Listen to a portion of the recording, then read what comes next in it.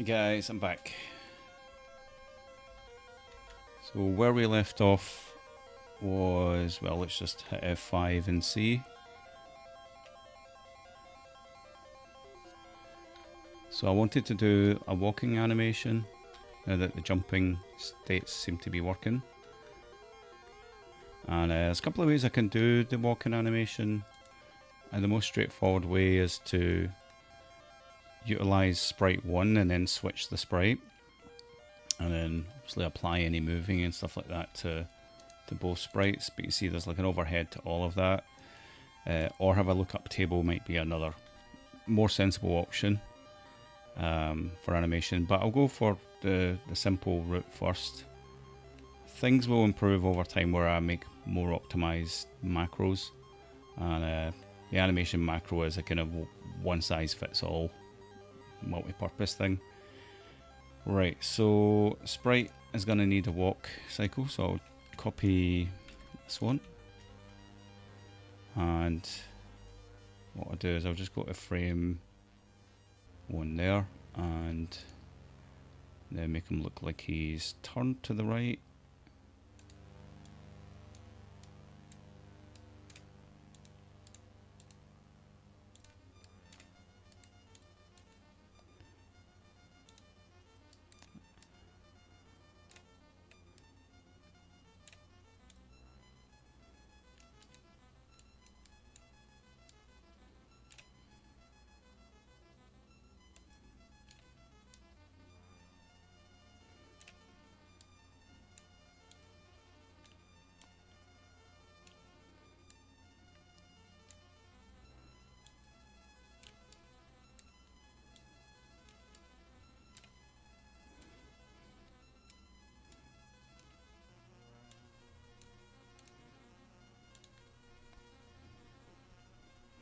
And I'll just make them sort of mid-walk cycle.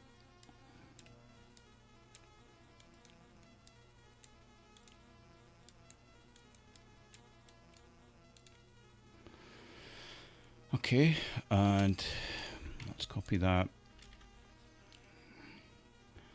And then advance the animation.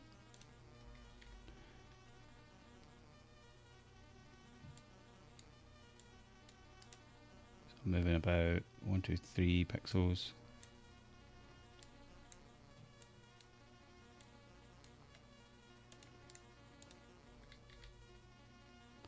I'll do the legs first, then I'll do the arms next. So I can kind of determine how many frames that I actually want. This one I'm actually going to move it down a bit.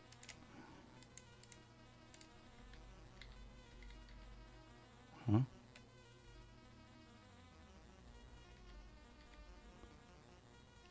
Huh. Okay, I just realised it never actually updated.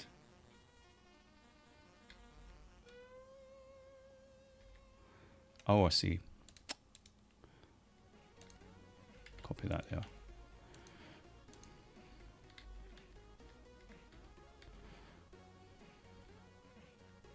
Right, that's this one.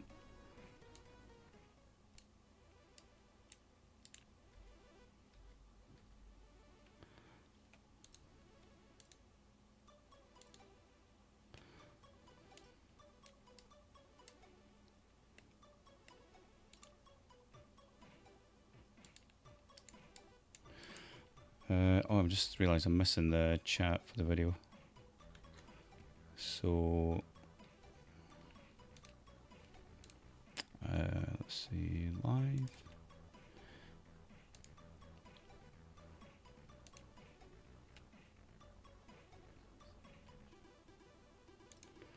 Right, pop out chat.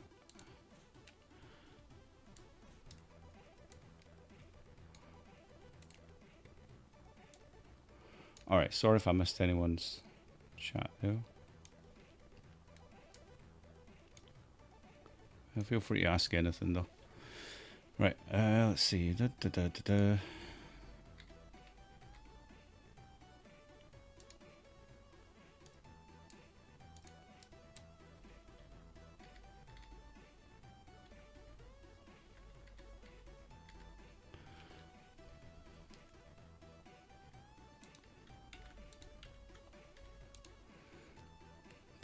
again.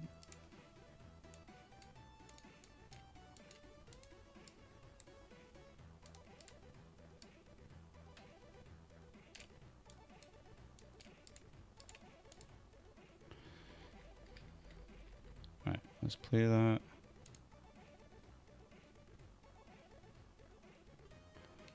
Speed. Right, this will make sense once I start to animate the arms. So that's the right arm.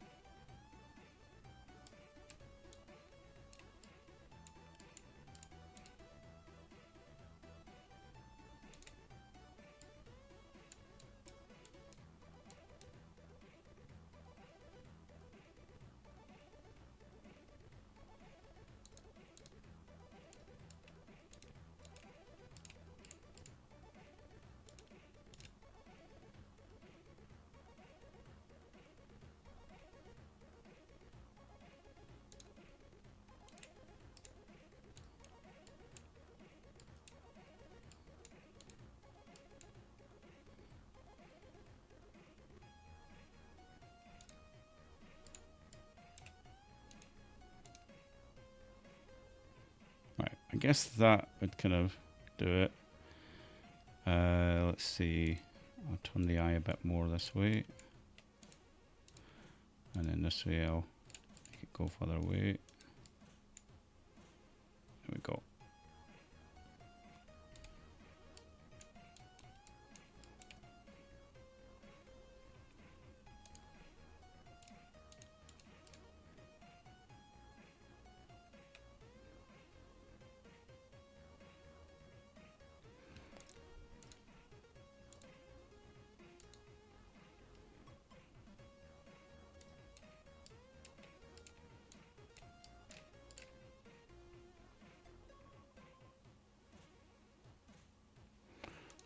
Ba-dum.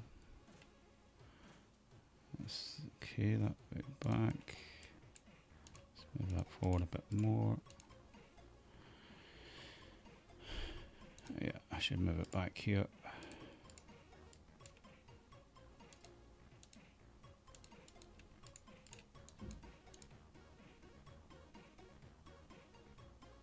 Right, that'll do it. It's not perfect.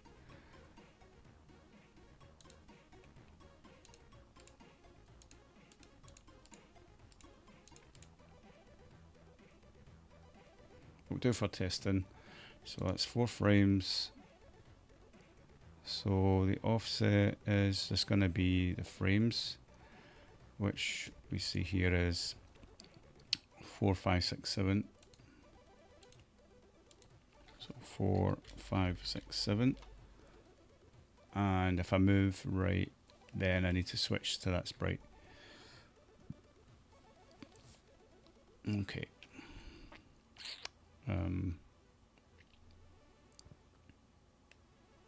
So this is move left and right here. So I'm going to move both sprites. I guess in every case I move both sprites. So I'm just doing like a cheap way, just by switching the sprites. That way I just have one animate macro. That way it kind of saves a bit. Change that to both as well. This only checks one at a time. That might be alright. Might be okay.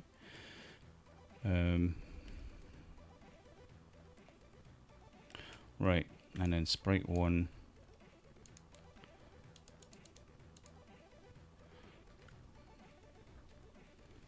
and then animation call for walking.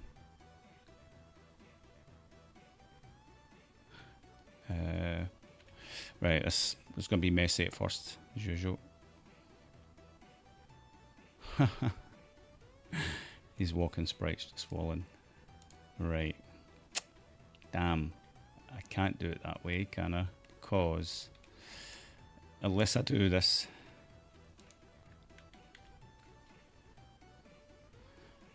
No,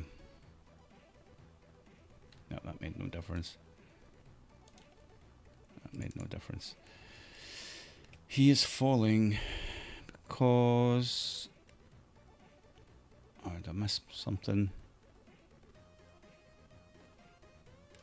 Move falling speed for 1 and 2. Ooh. Positions the same. Yeah, we don't want to show that sprite, so we use the sprite enabler, but I'm thinking I need to do this a different way now. I might have to use a lookup table. Let me think about it. Got a sweating because I've just been out a big walk. Right.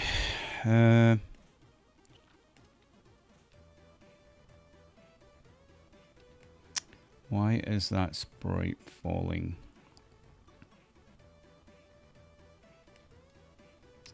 And I can't check both for collision then.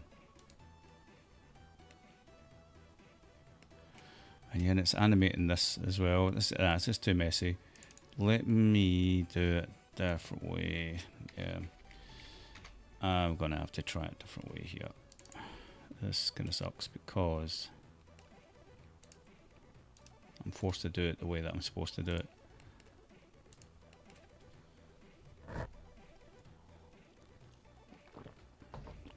Still really humid here. Right, let's go back to what I had. See what I have.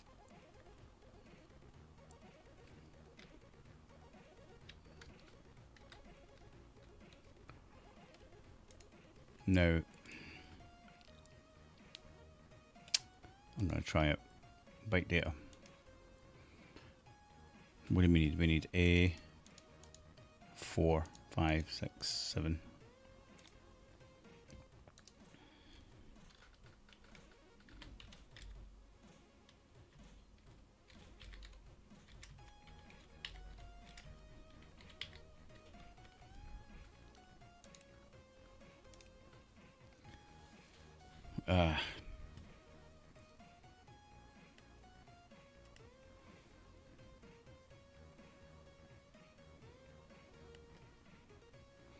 And then we're going to LDA absolute. It'll be absolute comma X actually, it'll be ABX. Let's do going right first. And we're loading what's in C100.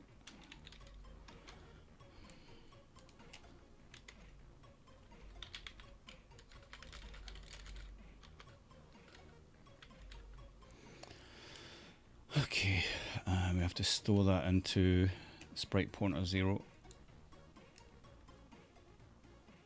with what's in A. Right, let's just see if he faces right when I press right. Nope. Why is that? Something's forcing them to be this. Right, let's take that out for now. That's the reset. Let's collide with something. There we go, so he's right. Okay, advanced one. That's interesting. Because X probably became 1 at some point. There's another way to do it as well with set vars based on, so I can do based on a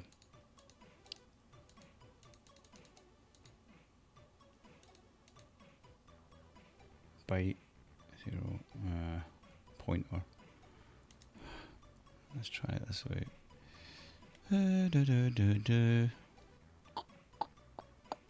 So what I do want actually is we do a null, like no movement. So I'll put that in now, like a non. That will help him go back to idle,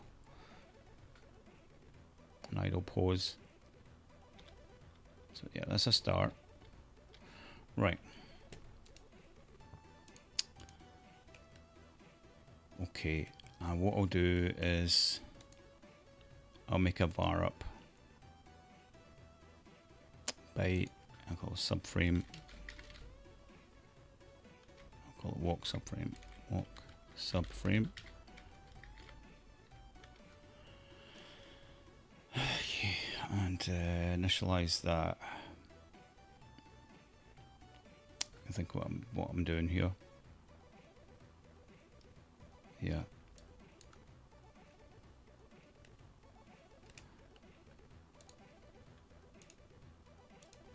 Initialize that as 0 because we're going to offset the table, I think is what I want. So I'm going to get that. I can set it to X right away if I do a get var.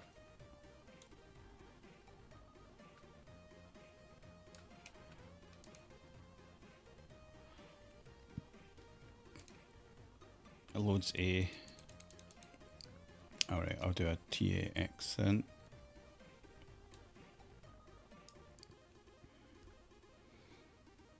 No, it's going to be an asset.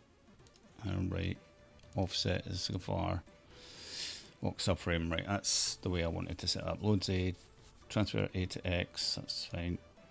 And do something else. Oh, okay, it can go straight to a var.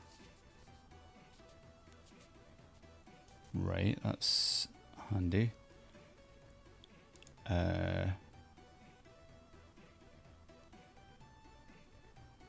Oh, it can go straight to the hardware register then. Sprite pointer 0.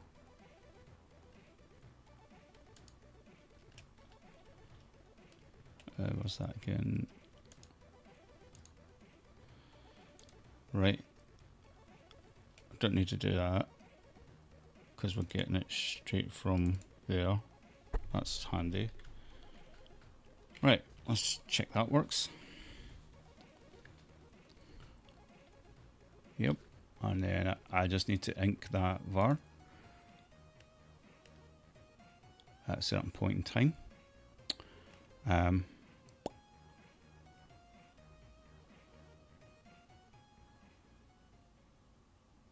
Obviously, if I do set var of UV walk frame,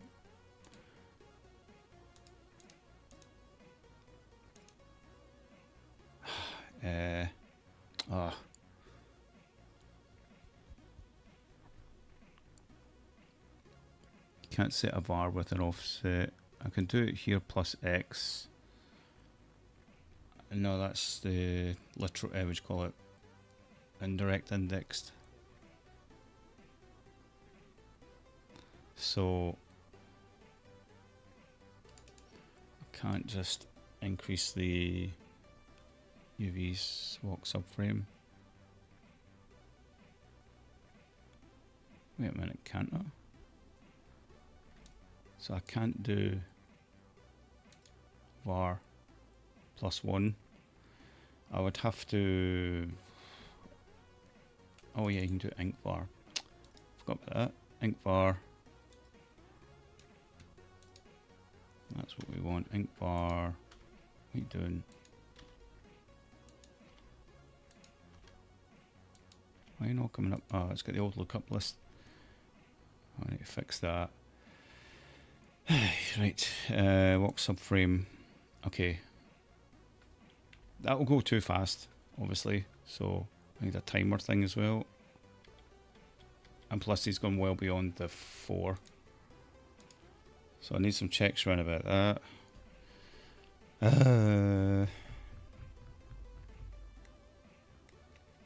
Lots of R's. Byte.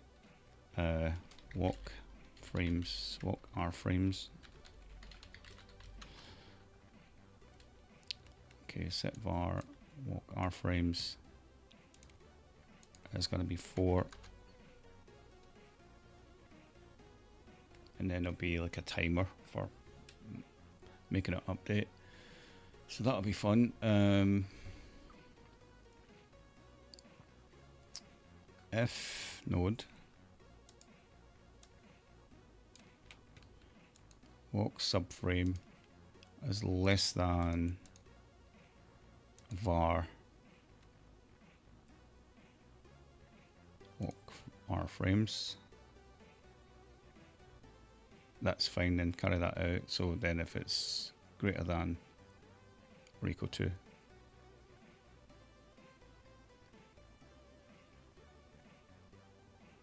then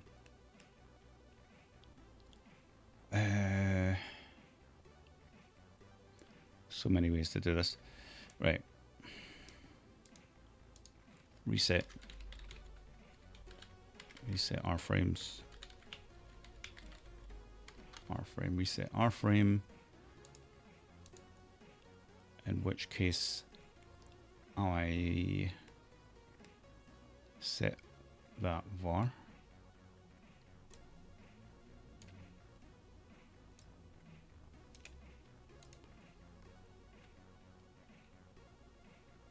to 0, A0, 0. Right. That should make them go 1, 2, 3, 4 resets. But what if, yeah, it's still going to hit that, so then I need to be able to jump. Let's go skip reset R frame. And then that is going to jump over.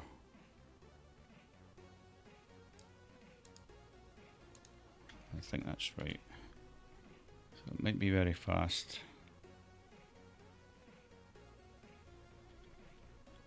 Whoa, why is he jumping all the time?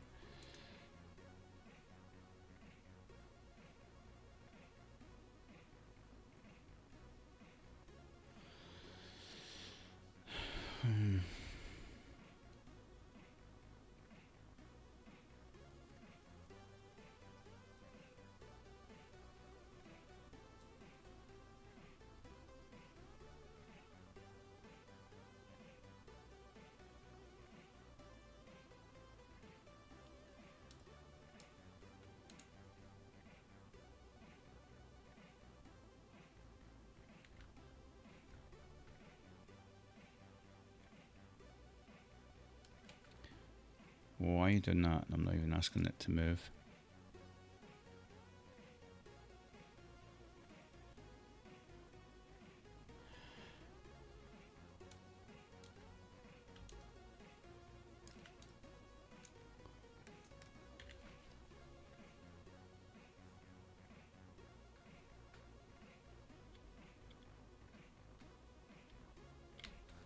Interesting.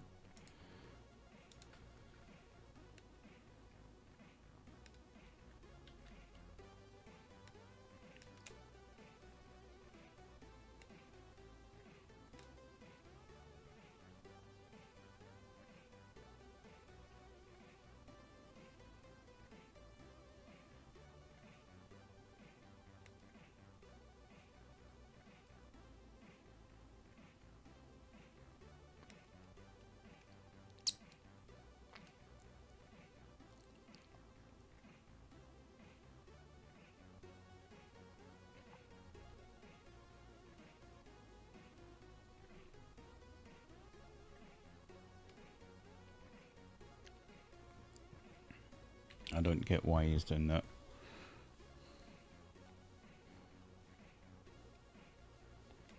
Jumping all the time.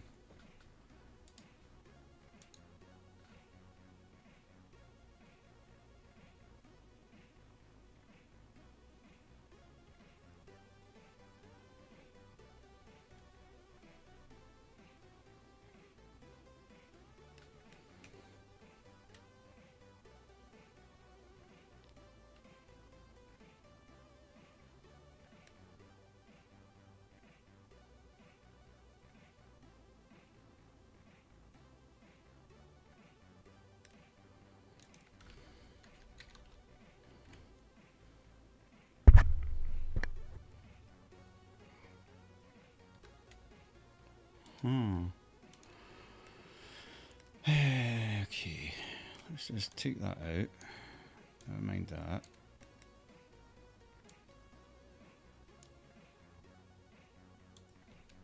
Yeah, take these out. Ink. If walk subframe is greater than, let's just do a value greater than 4.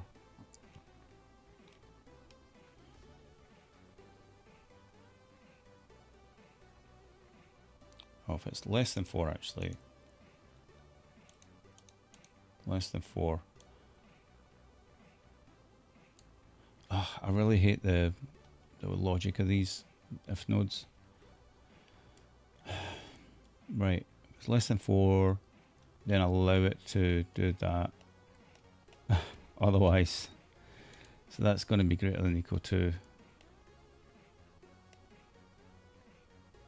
and that is going to be reset frame. Otherwise, going to carry that out. Reset R frame, which does reset the subframe, which does that.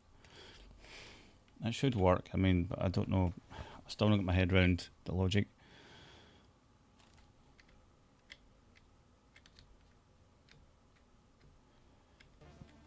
Right. Okay, but he's not animating.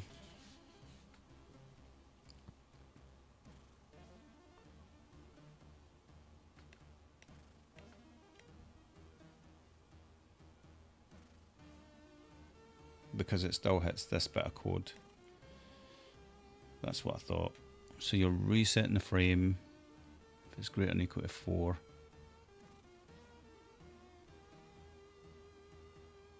Maybe better to do that now.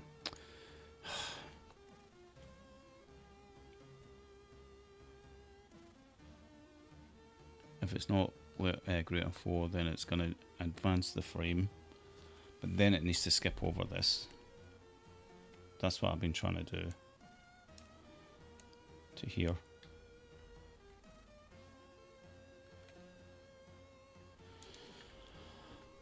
And why does that not work?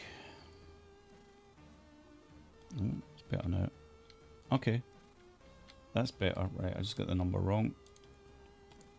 That is going to be 3 then.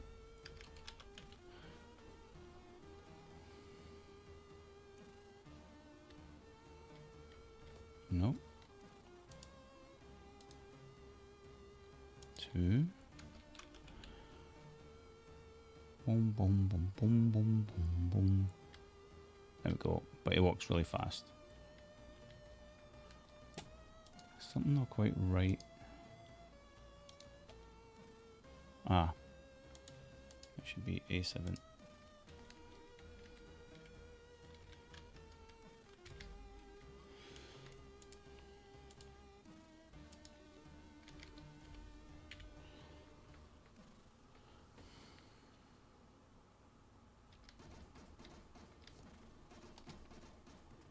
So now it should only advance this stuff if the timing's right. So I now need kind of timer.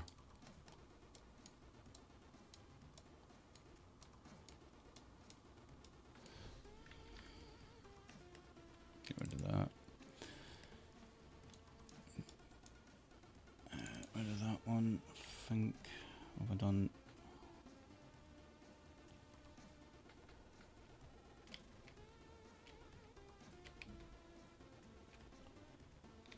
Oh no. Okay, yeah, that's fine. Right, walking left I'll do after I get walking right working. Yeah.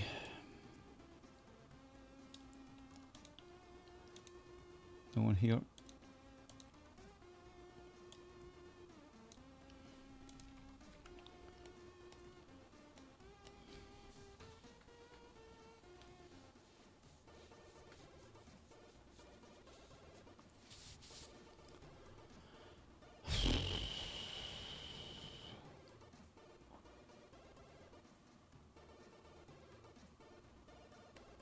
So we need a kind of counter.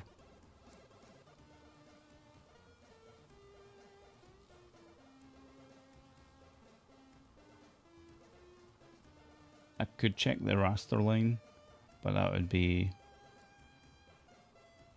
tricky.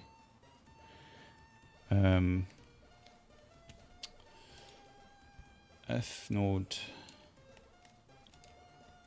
that'd be a register, screen raster greater than equal to F0. No. Yeah. No. I hate the logic of these if nodes. I'm just too used to saying if something is... I'm used to like go-tos all the time. But it just seems to be that's how branches work. Because then you need this sort of double skip thing, unless you do it the other way, but I'm still getting my head around it. Right, so only do that. Okay to walk, but it's the animation that matters. So if node hardware registers greater than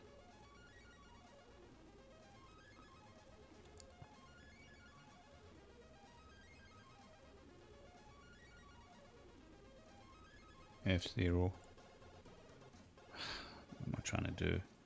Less than, so that when it just starts a new frame. This might never fire because other things take up raster time. Say less than 20. I don't know what I'm trying to do here. It's still going to fire every frame. That's not the right way to do it. It's not the right way to do it. I need to do it with a variable. So a new byte walk timer.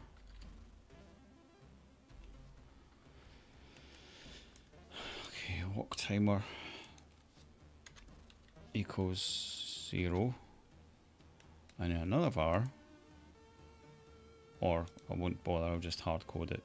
Yeah, walk timer, that's supposed to be. If walk timer is greater than something, then carry it out.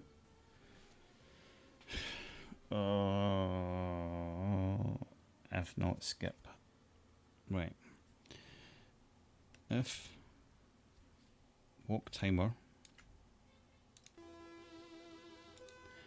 is greater than, let's just say 20, and I need to do an int var here, walk timer, 0 here, walk timer is greater than, then allow the advance.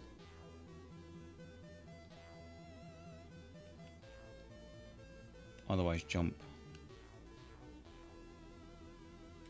to what? My god, so many labels. Time not ready.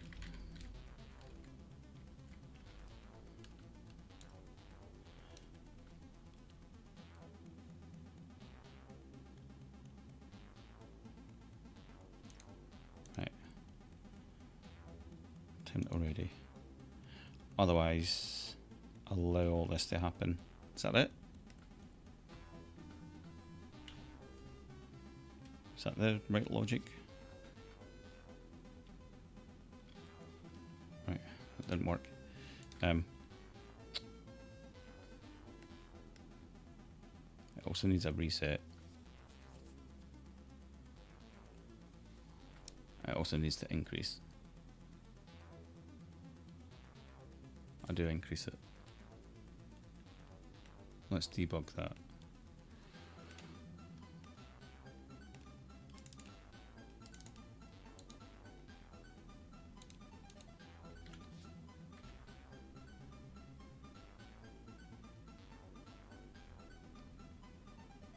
Right, so it never resets.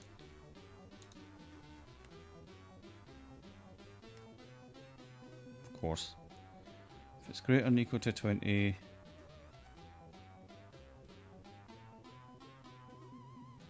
then we can do no. Oh no!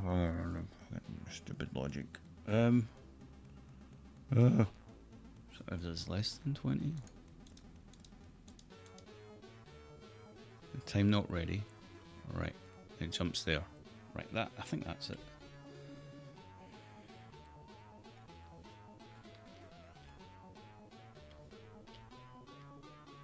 Okay,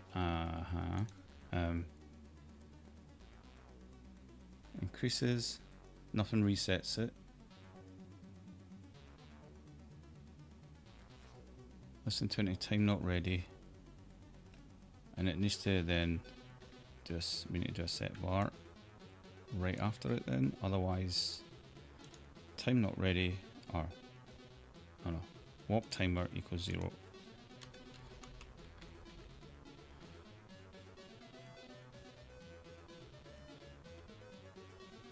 Okay, that is good, but it never, yeah, no, it does reset. Right, but 20 is too long. Okay, I'm getting it, I'm getting it. Let's try 06.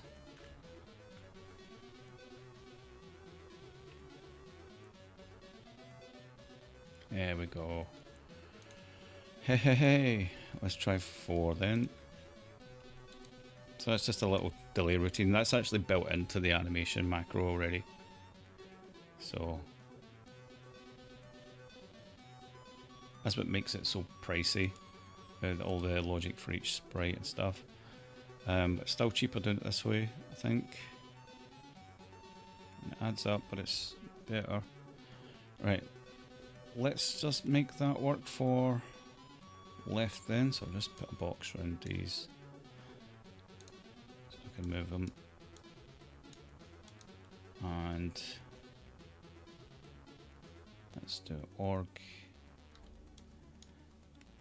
Left macro can go here. Right. This is just basically the same logic. Set var, moving, inc var, all this stuff. Right. I just need to make sure it's the other direction. So I'll need walk timer, walk R frames, walk subframe. Walk R frames only set, hard code that. It's quite nice that I use the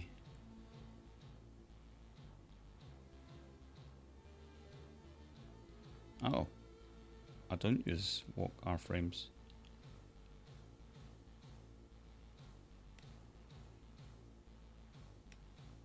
Okay, I don't use that. I know what to do. Oh, I just set it up. It's 3, but I end up checking for 3 anyway. So that's hard coded. Missed the first stream. Yeah, the first stream is worse than this. Trust me. Oh, he's walking backwards. That's cool. Because, yeah, I just copied the code. Right. Whee. He's been walking. Dum, dum, dum, dum, dum. Right, let's copy that logic for left now. Yeah, the first stream was like 2.5 hours long. It takes a while to get the wheels to, the cogs to turn, so to speak, and then things to get rolling. But I'm actually using the byte data now, which I thought I'd never have to use, but I had to use it. It makes sense to use it. I might even just ditch the animation macro because it's 431 bytes, and I can do pretty much a similar logic using the byte data, and I should do it that way. The animation macro is just a probably overdone node just to get the ball rolling, but it's working for me right now, just not for everything. So let's make him walk left. So I just need walk subframe I can still keep, walk timer I can still keep. Okay. Oh yeah. Yeah, I can do that, just the animation data.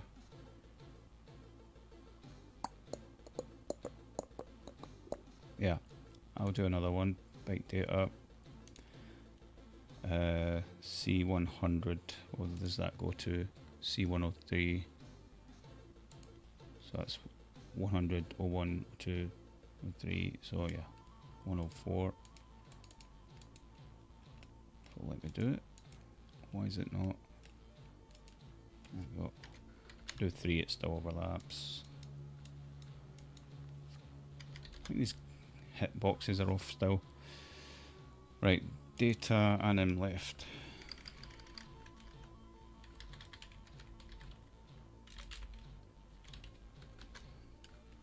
So left is gonna be, oh, I could use the mirror.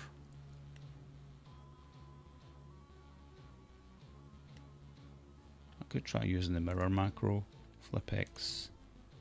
Although it's only 4 sprites, which is a bit overkill for this, but I'll try it anyway because I'm crazy, right? Although, there's loads of logic tied into that. I forget, I'll just copy the sprites. There's only 4 anyway. Right, straightforward ways.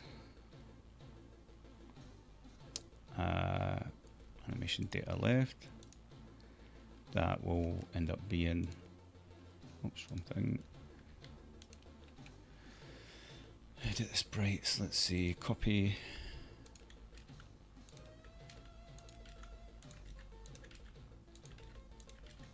Flips.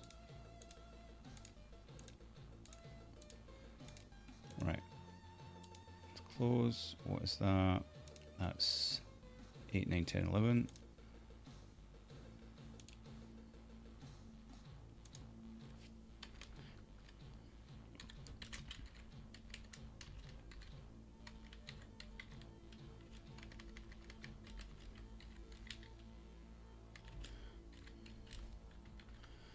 Right, save, close that. And I'm left, walking left, walk timer's fine. Yeah, oh, the only thing is the naming here, reset R frame. Does that need to be called reset R frame? Oh yeah, reset R frame. Time not ready. L. You know, it's going to annoy me that that's on the right and that's on the left, so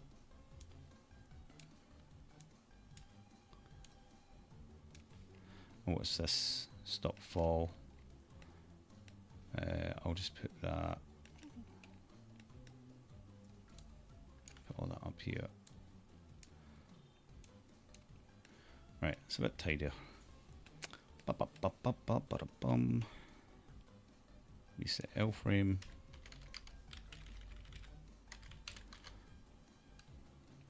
Reset L frame. Subframe, reset R frame, reset L frame.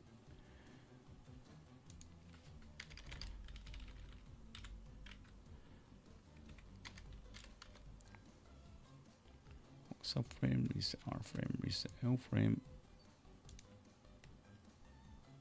Time not ready L.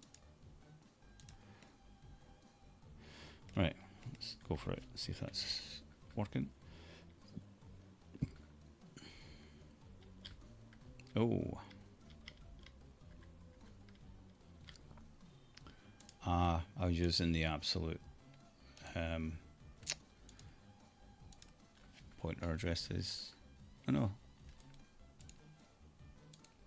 Oh yeah, no, I should be using the absolute pointer addresses.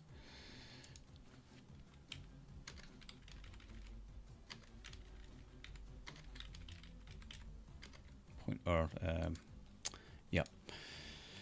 Sprite pointer stuff.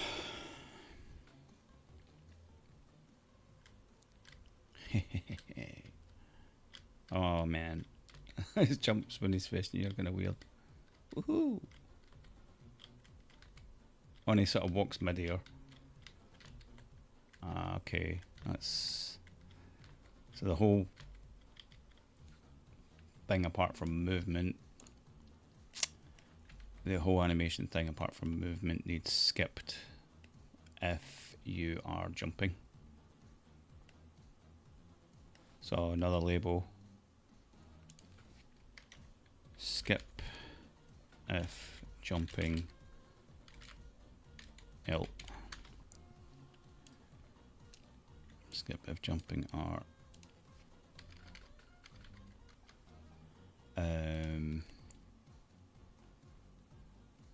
If node.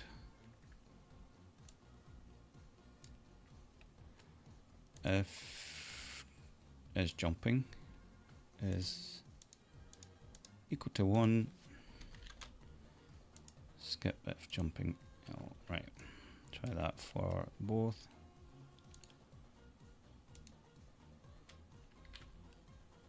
There, hopefully fixes that.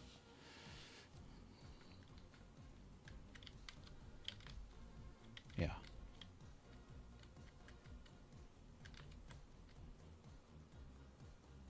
Sound effects.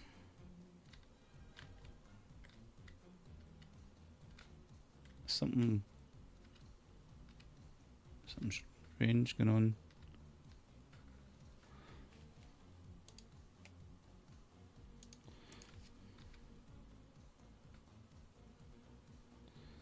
Ah. He's playing the whole animation each time.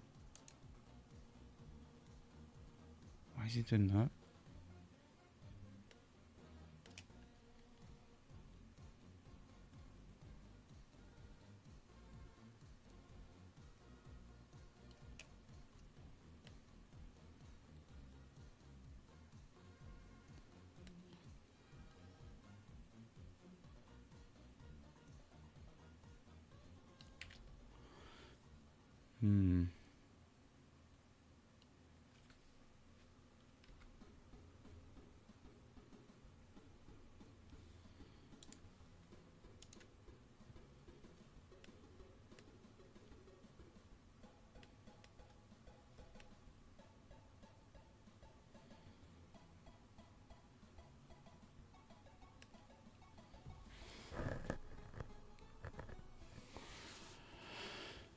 Why is he doing that?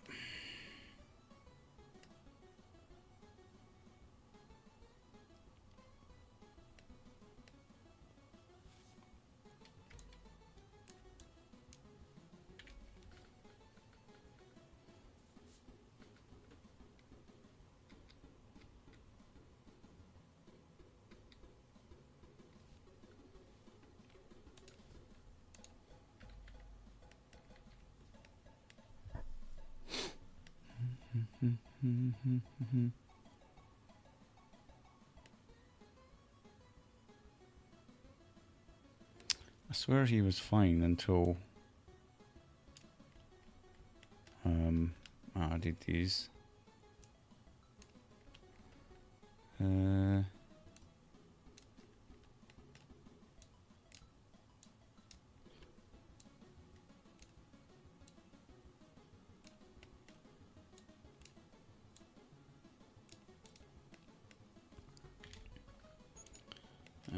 Okay, let's wire that up there then.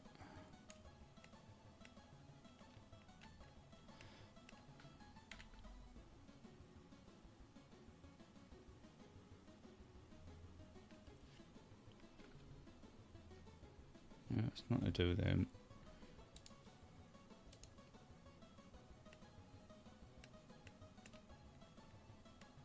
Well, they still get cold if they're not wired up.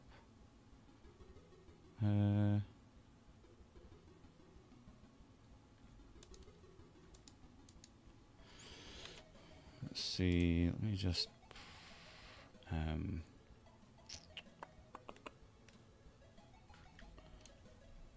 disconnect these.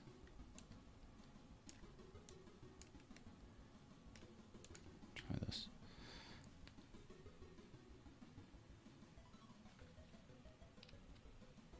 No, it still does it. It's definitely not to do with them.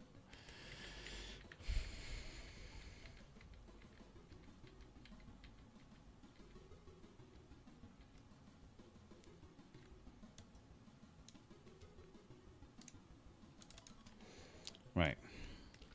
Up, up, up, up, up is making them animate too much.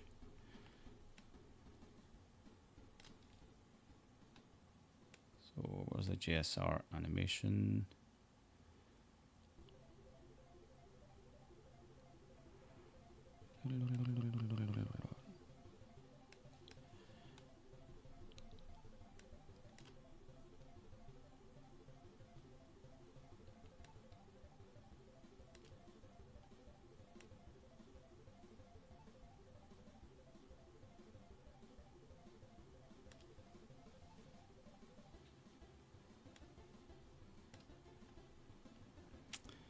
Might not be good to put that there. See, if is jumping equals 0, skip jump animation.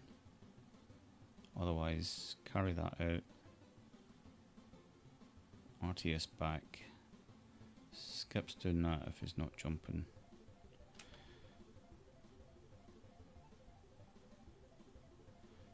Timing thing then. Did the weather finally cool off? That was supposed to. Oh, yeah, but today is like humid, very humid. So any sort of, I don't know, I did 10-minute walk or something and come back sweating. But it is cooler. It's a nicer breeze today. And I've got a bit of a break from the daughter because the mother has taken the daughter away for the day as well. So I can just do this at my leisure. I was trying to figure out why the animation's triggering so much with the jump. I mean, I take that out there, I'm kind of left with. Yeah, that should be alright. Let's just see.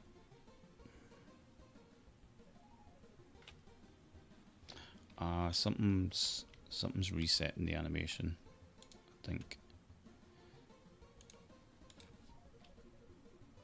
Right, that looks great, and that's all driven by the data. Okay, I think that's what it must be. Something's reset. So, what's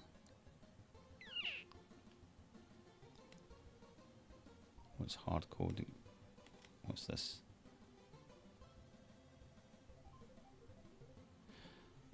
No, but that's only if you press right or left. Up, right or up, left. Up. Reset jump. Let's not reset it for now.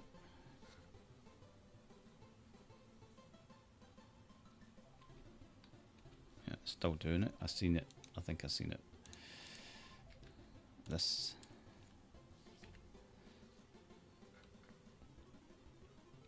But that should be fine. Yeah, that's not that. But it's another one of those somewhere. Very humid too, with sweating just standing outside. I do prefer colder weather because at least you can warm the house up. And a good excuse not to go out when the weather's rubbish. And I'm not very good with holidays either for the same reasons.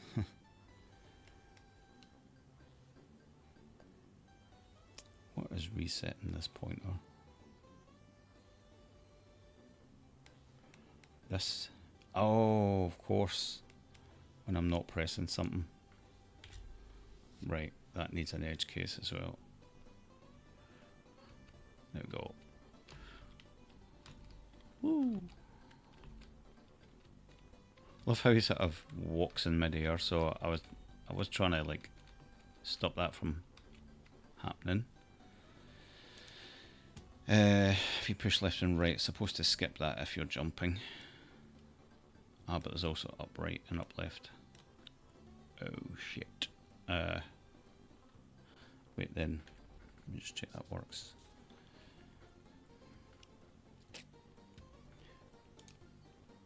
Maximum speed 20. Yeah, no, he still tries to do the animation.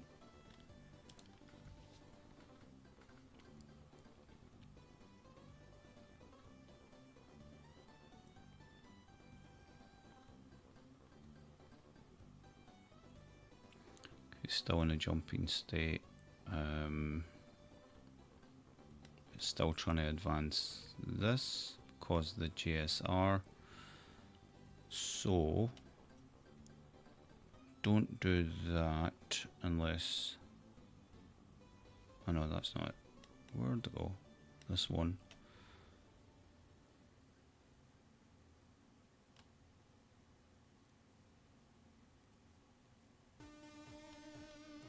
Let's take that out again. It's getting a bit messy now. Do I still need that? Oh dear.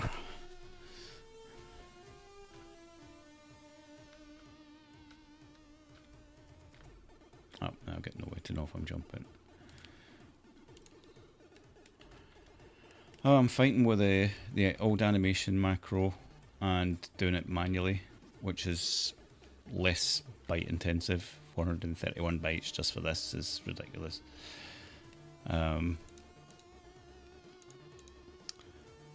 So if I switch that to the, I'll do that in a minute. So he says, and then I'll probably go and do it, but I need to figure out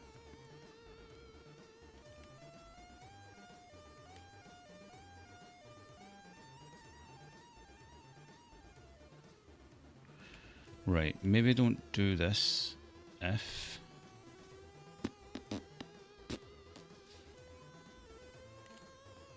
let's just try.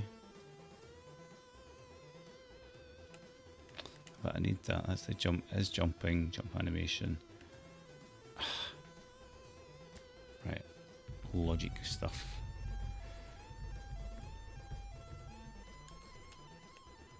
Let's have a look at it again. I kind of learn better when I can see it. Right, jumping fine. Jumping, pushing right gets interesting. I don't want him to do the walk animation unless he's grounded. That might be the thing to check. Can he still move? Yeah, move in the air. But I'll do another check is on ground. If is on the ground, or if on ground equals 0.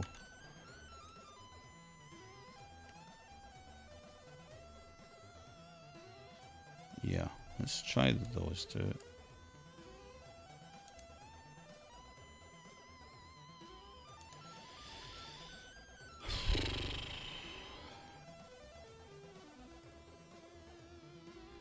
The collision is the same as the old map system.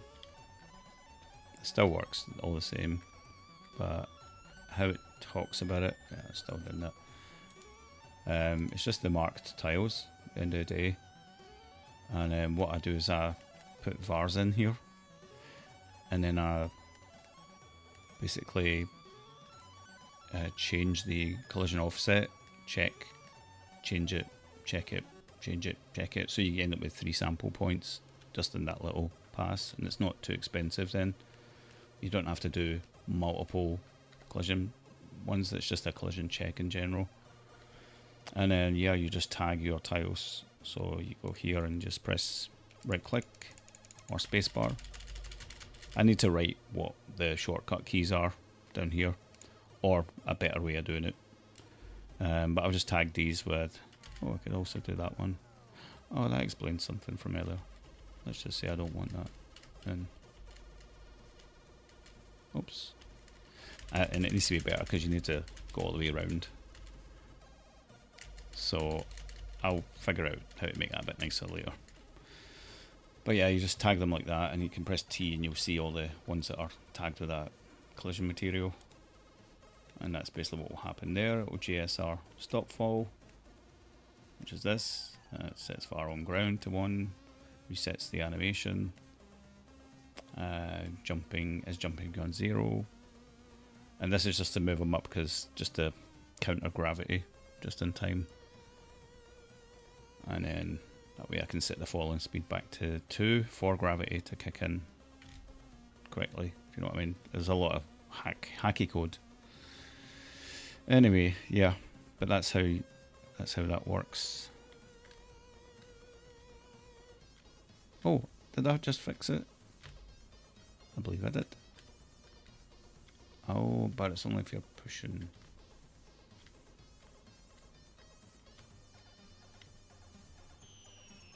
Doesn't do it for upright, but it does it for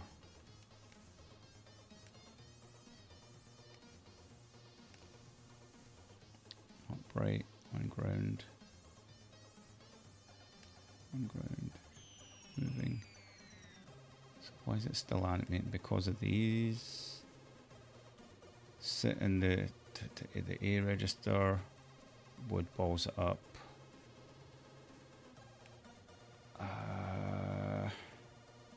I guess I could move these. I kind of still want to move.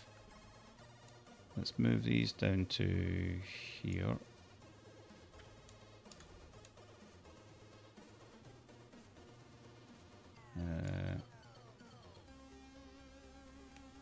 Yeah, maybe that will work.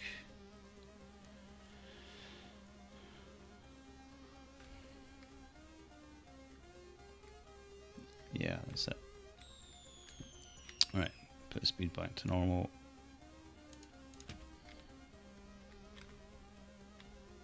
Woohoo!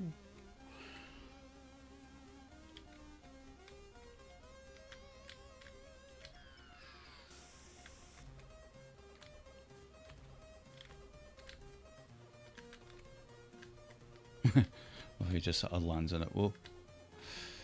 This looks just gets caught on it. Although I would like to sort of reset that. So what's happening there? He's stuck on a frame 1 or whatever. Ah, it's alright.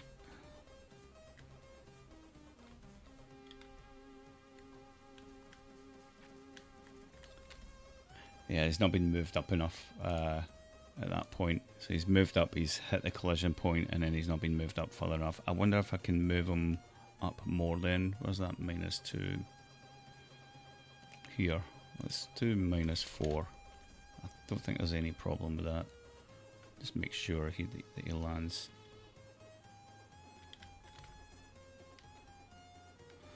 No, that's not working either. Let's do a silly amount just to see if I'm making any sense. Do you have any side collisions going on?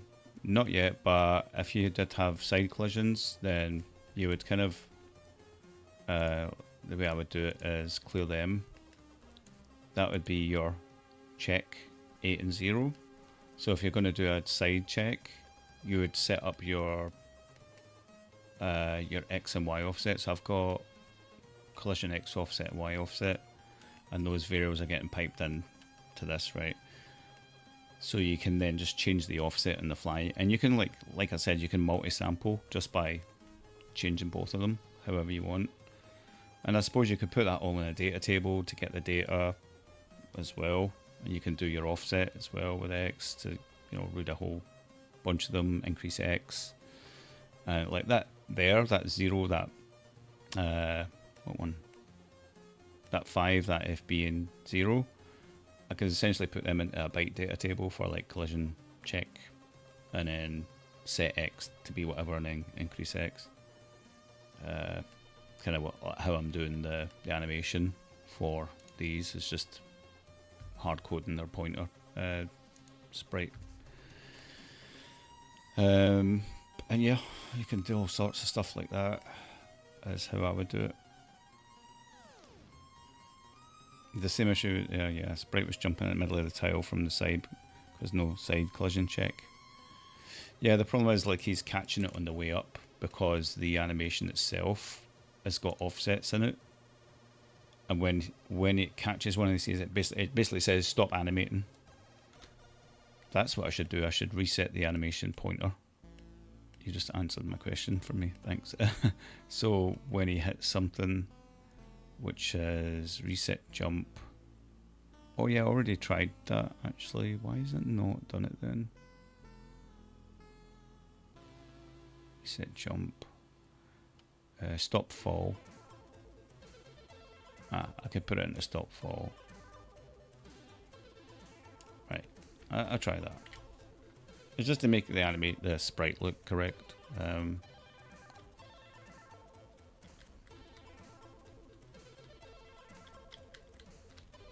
Yeah, okay, that was better, but his animation stopped working there for whatever reason.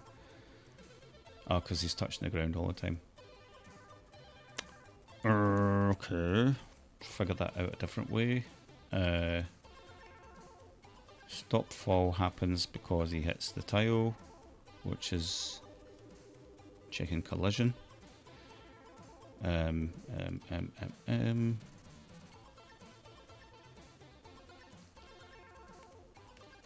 happens if I put it up here? Same deal. Yeah, he's touching the ground. It's just going to keep resetting the animation. Yeah. He's not going to walk. There's a way I can do it. I'll set a flag or something. Put that there.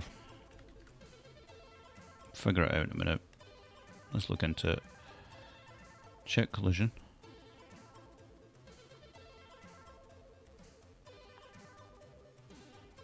So that does the hard reset.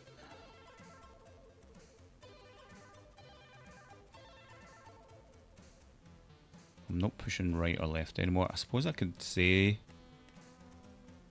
I set a state for where I'm pushing.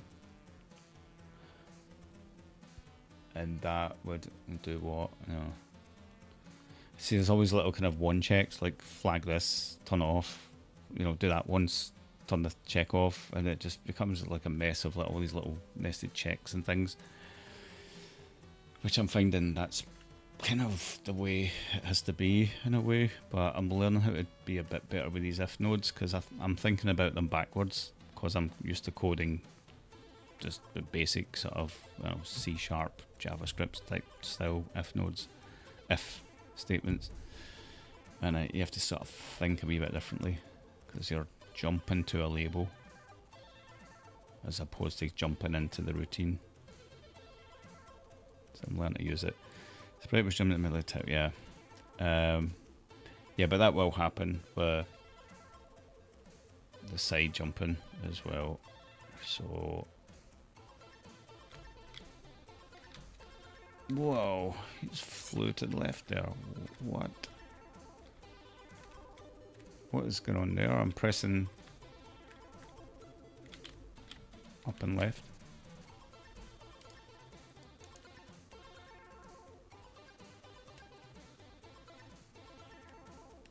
The only difference is these two. Oh, I was changing the wrong one.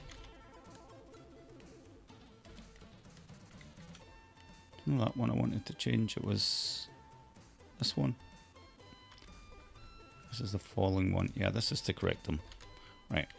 Let's just see if that fixes it then.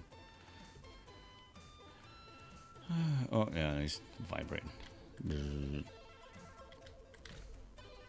It still does it anyway. It's too much coffee. You sort of fight with gravity there. Just collided. Just collided. Yeah, because I need to return them back to idle anyway. So that's why I had it on like the no key. So when you're not pressing anything, it would reset the pointer. But I need to do a whole lot of other checks with that because it was stopping the it was resetting the animation and the jump. Oh, but that's fixed now. Oh, okay. Ah.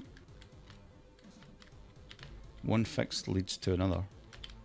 Oh no, it was changed. It was their jump. That's what it was. It was affecting the jump. So I could only do that if, yeah, could do an if node for jumping. I've got a state for that is jumping. So if jumping, skip reset jump.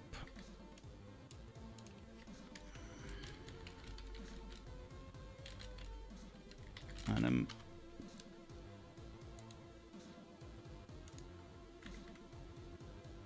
otherwise do that. Yeah, is that right? I think. Never too much coffee. Yeah, I could go coffee just now. Yay, that's fixed. Hey, I think I fixed it all. Right, and that way.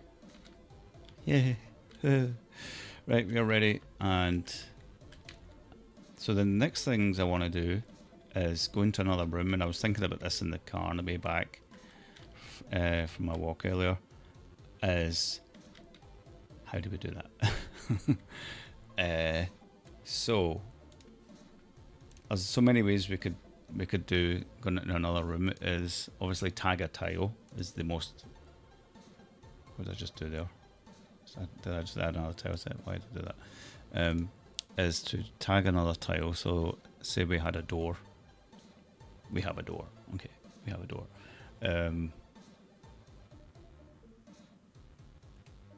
Yeah, let's draw a door. A red door.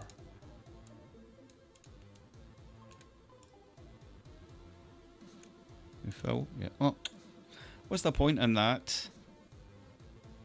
I thought it'd be like a fill tool. Oh, silly me's done that wrong. Why would I make just a block fill? That needs fixed as well.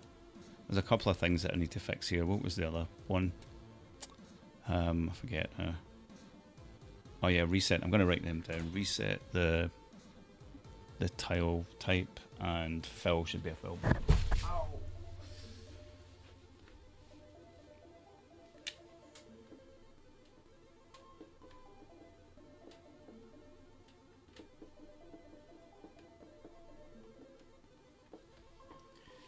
And I just totally jammed my pinky.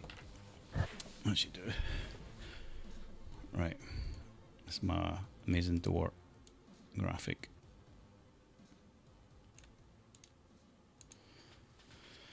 Let's see then. We put that on a meta tile. I'll put it next to one of these. And let's just say there's a door there. But let's also say there's a door there.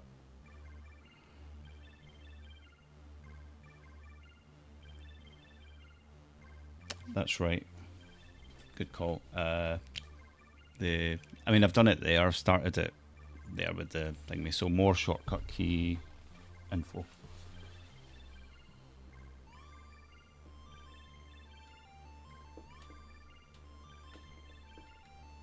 I've got like 4 different. I've got 4 different places of to-dos. I've got the main one that you guys see. I've got a personal one. And I've got this whiteboard. But I've also got another one somewhere. It's crazy the amount of small things that can get refined. But it's good they're small things, right? They're not going to break anything. Right, so I would tag this T2. Right, so if I touch T2, so what I could do is be quite logical about where I put these. If I touch T2 and it's less than 255 on X, and whatever, right? So I could do like there, right? And there. And say to myself, well, let's say there's a maximum of, yeah, I'll just do that. Maximum of 6, 7, 8 doors. I could do less than 255 on X, less than 120 or whatever it is on Y, and so on, and keep them kind of strategically placed. What I would probably do is have them greater than like this amount, less than that amount, so up there, down there, that section, and that way I just need to tag them with one, or I can tag them with multiple tags, 3, 4, 5, 6, 7, 8. Right, but then the room matters. So if map this plus door that, go here. So then I'll do it all in a lookup table, bite there, and have to work that out. But what I was hoping to do is make a map system. Hello, wow, I remember playing a similar game. What was the name? Similar game to this, like Bounty Bob Strikes Back or something, maybe it looks like. Maybe Bounty Bob? Looks a wee bit Bounty Bob.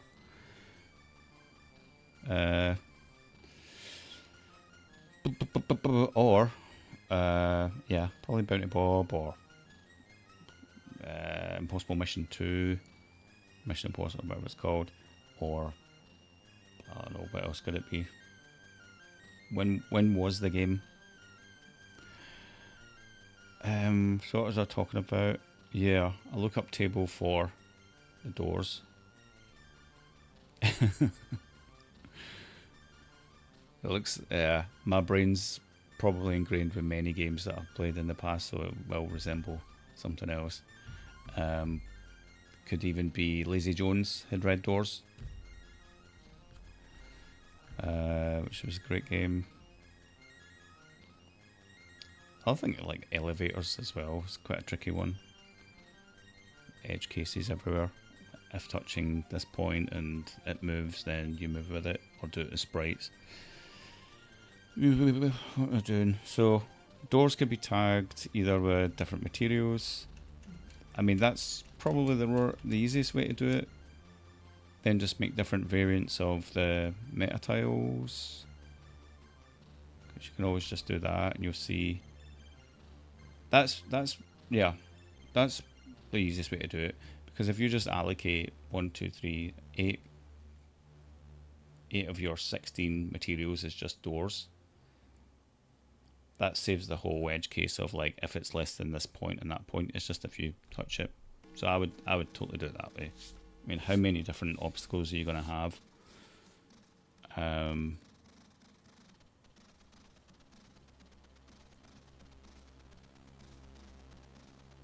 Try to think if there's other ways to do it, but yeah. Get a cool like color override thing here as well. Just recolors everything. Sorry. Just like if things are mixed colors, then you can do an override so they'll all be one color. It gives them an extra use. Since you have 16 materials, you can do quite a few doors in a single map. Yeah, I think so. Like, even, yeah, I mean, you're not going to have as many as 8 doors in the map. So there's your design, right? You would say I'll have 4 doors in a map. 4 doors in a map, yeah, room. And then you just tag them. Or I would say 6, right? It gives you 10 to play with. That's a good idea. Mr. Robot had a escalate, yeah. Yeah, I'm tempted to try that. That would be cool. Right, I've got everything working here. So I could do doors to switch a map. That would be cool. Let's try that then. So this door is going to be tagged with, I'll do it from 16. Right. 16, 15, 14, 13, 12. Right, I'll use up the top. So 11 to 16. And that way, that's doors done. So I'll put a door tile here. See, it's tagged with 16. So what happens when I touch 16? Oh, nothing yet. How would I do that again? How did I do it last time? So the map, meta map. Oh yeah, meta map can use a variable. That's how we do it. So we basically just turn that to a var, which the cost difference is, just add a new byte and map ID.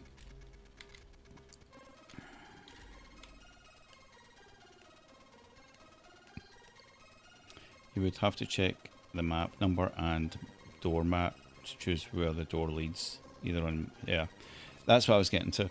Yeah, so I was going to do like a meta map system, which is an asset that lets you lay out all the maps, let all your rooms, or vertically or whatever, or in and out. So basically 3-dimensional sort of layout, if you like.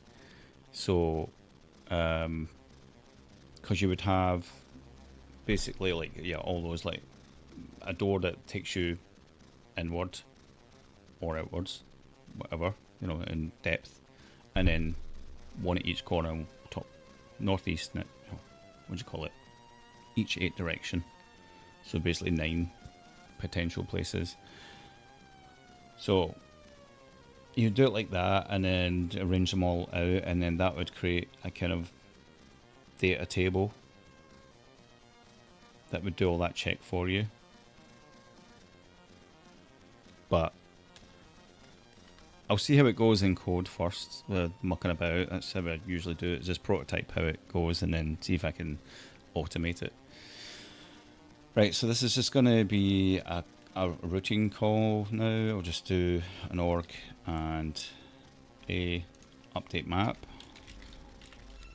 And I'll just drag my meta map node up into that. And then RTS back. Right.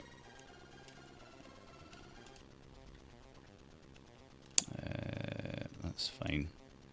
I've not been very organised with it right now. So that's that. I just need a JSR to it. Update map, but I need to set the var. Map ID. Oops. Map ID. So that just reads that var now. And then we just set that up. It should default. I always want to initialize your variables anyway. Map ID 0. Right. Yeah, I'm just going to put that there, just for talking's sake. Yep.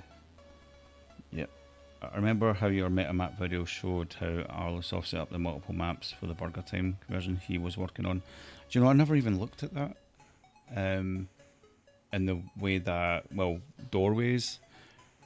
But he would probably have it in a condition where you've completed all the burgers, tally up time, then it goes to the next map.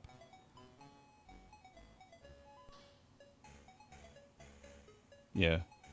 But yeah, it's all the multiple maps. Yeah, and that was just from Carpad, which works quite nicely now, for now, until people start doing crazy stuff, which I'll need to support. And also have the machine do that kind of thing as well, like longer maps side by side, and scroller based maps. So vertical and horizontal scrollers with the meta tile system isn't really functional yet. There's only horizontal scrolling with the old map system, which is more data intensive because it's just one byte for every character plus the color RAM. Yeah, it's just more like a game state change, where this is more like active as you play. So map ID, gonna set that to 0. If I collide with T16, okay, yeah. So we're gonna have a routine, then map check. I'm going to use underscores actually, because it always turns everything to uppercase. Oh, in fact, it doesn't do that with labels.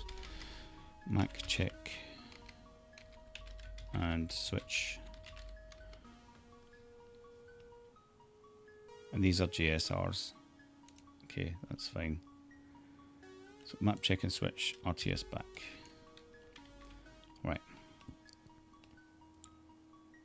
Okay, so if I touch the door, update map is what we want. Well, we want these anyway. Right, it needs to be conditioned to be...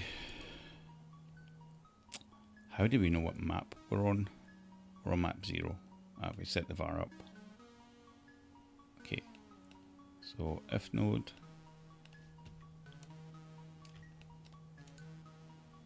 map ID is equal to 0. See, this is the problem I've got with if nodes, is that I would like it to carry that out based on this, but it doesn't. It carries this out. I suppose I could just put the label here, right? Do that, right? But it won't, because labels are arbitrary things. They don't take up any code. I'd have to put a nop in there or something. You get me? Because it needs to carry something out, but labels aren't executable code. That's what throws me every single time, and the only way to do it is a nop. waste two cycles or whatever it is. Yeah, waste 2 cycles so that it can go into this code. I'm going to try it just to see if it logic makes any more sense. So it's going to go and do that, right? If map ID equals 0, do that. Otherwise, no, but it needs to skip, because how much code will it carry out? It's only going to carry out the next bit of code. So I'll need to do the opposite check.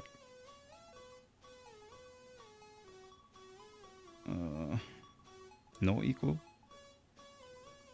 Don't do that.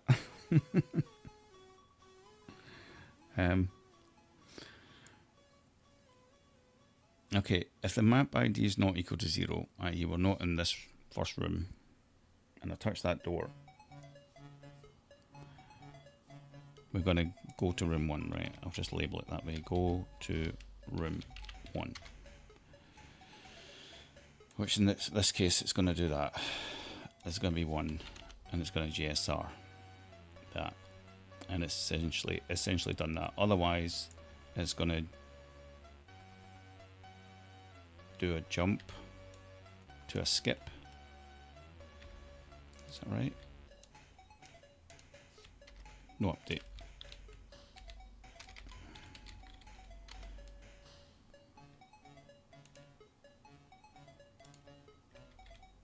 Either way, you have to jump over or jump out of the code based on the if node. In that case, this is right, I think. So RTS to this, because we still need to reach the RTS. We'll break this stack if we don't. Alright. It's not equal to 0. That's the one we're checking. Could I use a var? So you can also use vars and stuff as well, but I don't think it makes sense. We'd hard code it. The reason you use a var is because you might be using, like I've done it here somewhere. Was the one where I checked the var against it? It could be line, or I changed it. No. No. I'm pretty sure I used one. No. But you can use a var with the if node, so you can compare 2 vars, and then that var you could be got from a lookup table. That's kind of what I'm trying to say. That's the way that I'll get to it once I'm like, okay, I know how it works. I can see the light now. Right, so that should be right. Do that. No update. Right, so it's going to do that if it's not equal to 0. So that's the room we're checking against. But that could be any room, couldn't it? Wait a minute. No. If it's not equal to 1. I'm not going to call it do that. Let's go on now. Let's go to room 1. So we check in against the, I'm going to put comments in here. Check against the room we want to go to.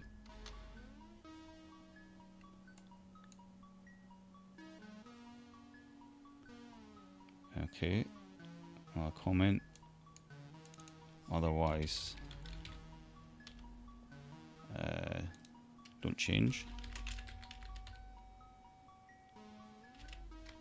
Jump to the RTS.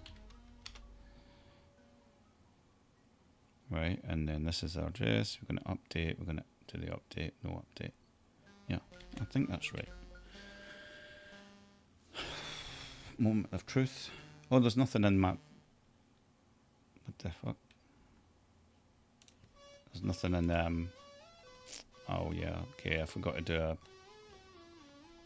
pre-clear.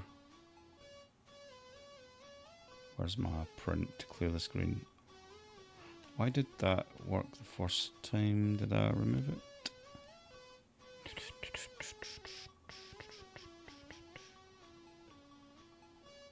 Okay, should be a print to clear the screen, but I'll put it in here. Update map, so macro print. the screen.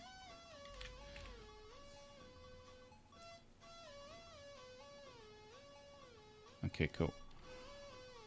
There's nothing in map 1 yet as well. We'll get garbage. Cool. Alright, let's do map 1. Seems so far so good.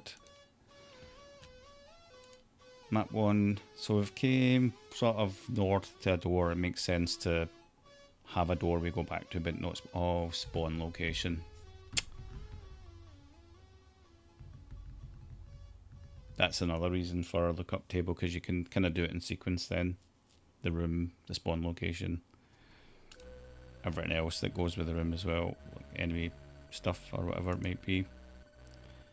Right, I'll just do something interesting, like so.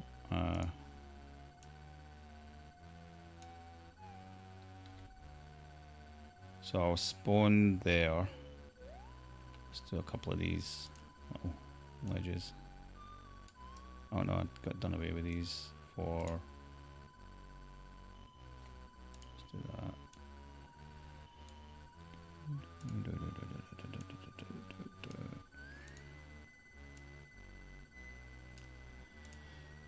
Right. Okay. What I really need is an X and Y of what location that is as well, like where the pointer is based on this. But I can kind of work it out. Or can I? Because it's also, there's some pixels for the border. I'll just guesstimate it. Probably about 220 by 220. Just do 20 to 20. Okay, so okay. Sprite position, so set var sprite position 0 x to 20. Sprite position sprite 0. I'll do this a bit smaller. In fact, do 180. Probably fall for a bit, but that's fine. Right.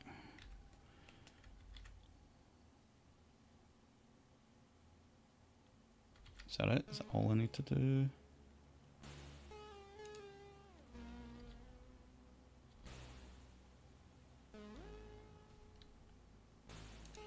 Yeah, I think so.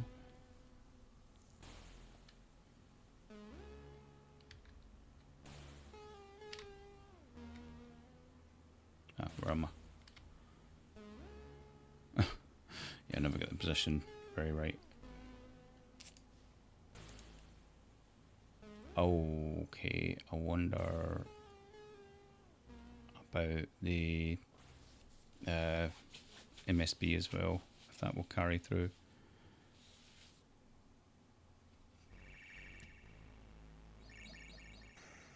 It should be fine anyway. 220 by 180. Is 180 too much?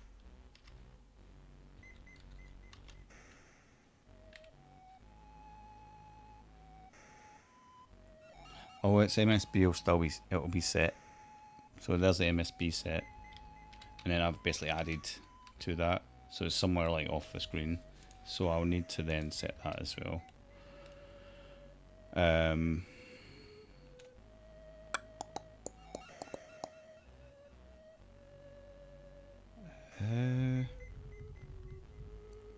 Why is it being reset?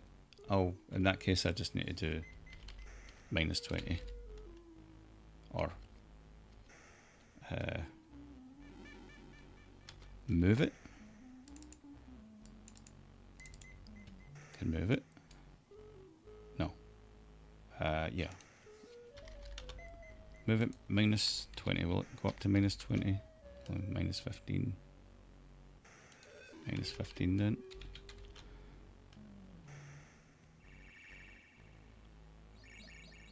I need a better way of doing that. Right.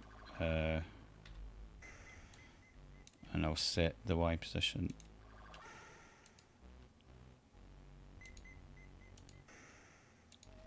Do 188.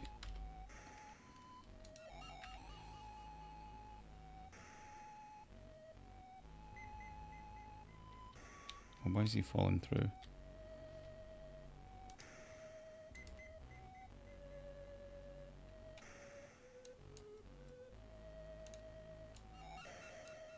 Oh, because it reached here initially. Why did it reach here initially? If the map was equal to, because the map was 0.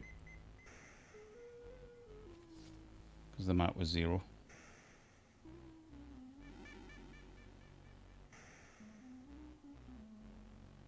What? Have I got that logic right? You might need to create a table of XY for each door on each map. Yeah. What have I done here? How did that work a minute ago? What have I done different?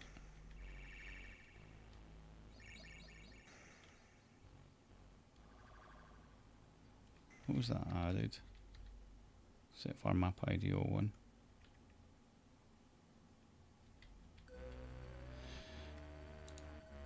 Right, that's how it was.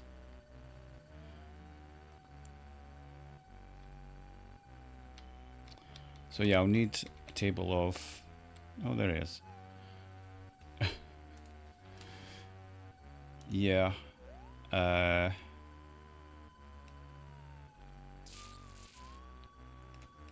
Just I'll hard code it for now, but I would need a table for each XY, each door on each map. Unless the spawn points are the same. Which you moved the move macro from one org block to another, didn't you? Yeah, I was trying to just like offset it just to see where he ends up when he lands, because he seems to be like, I put the door in at a good location because he's, oh no, wait a minute, yeah, he's going to land on it. So the Y position is basically 224, so I'll do 222 for that. I should debug the X as well, actually. Let's do both. And also the MSB, but I already know it's set. What am I doing? Sprite position. Okay. Let's do that at 4. And then we'll look at the MSB in binary.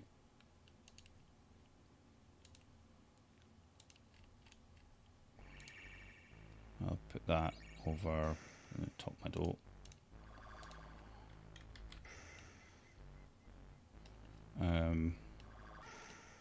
Okay.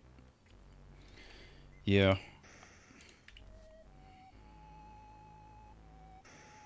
Chat disconnected, reconnected, that's fine. So there's the MSB set for sprite 1. Oh no, it's still set, so that's fine. So I do 18 by 18 and 24. Is safe, or 20 and 20, 20 and 224. So set var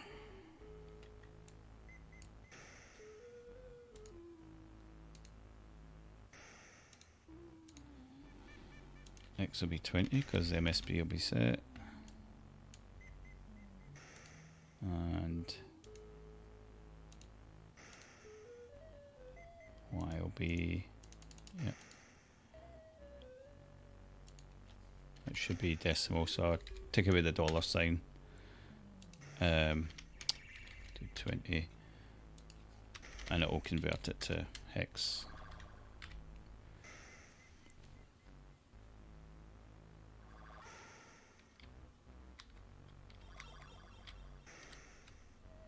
There we go.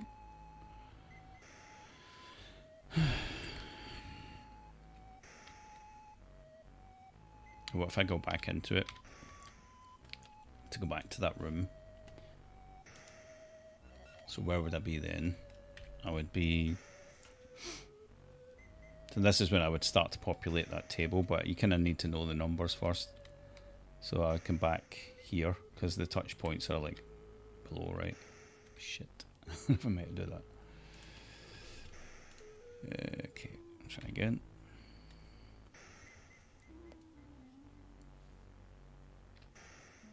Oh yeah, this is where it gets a bit twisted as well. Like, you need to make sure you don't be touching the door when you go in. So there's good. 44, 64.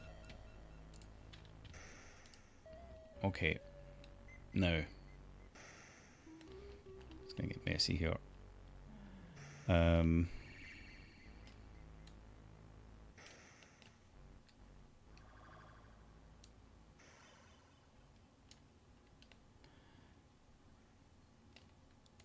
There.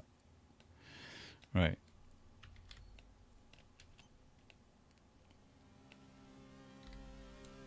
I'll move this up here because this can be, it's gonna be huge eventually, unless I do a proper table. So I want to get back to that room, and if I already forgot the numbers, 40 and 60 or something. Okay, let's just copy that. Think about this. If room is not equal to 0, the room we're trying to go to room 0.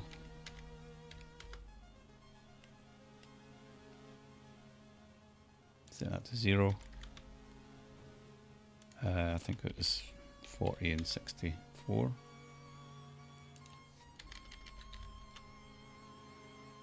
Update the map. I need to keep the names different as well, which is another extra. No update. I can't just use that same label.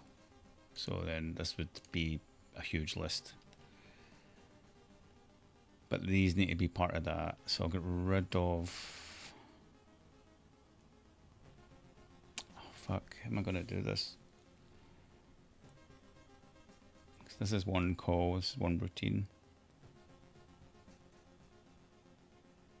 I guess I could just do it like that and it would continue.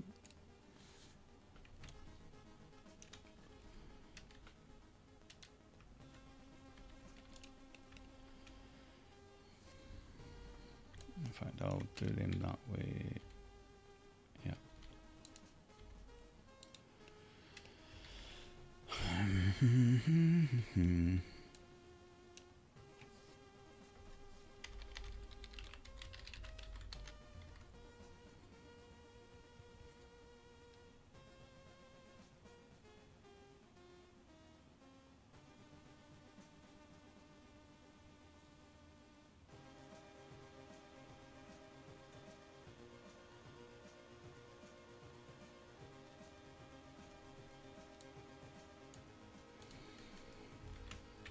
I don't think it's going to work, but we'll see.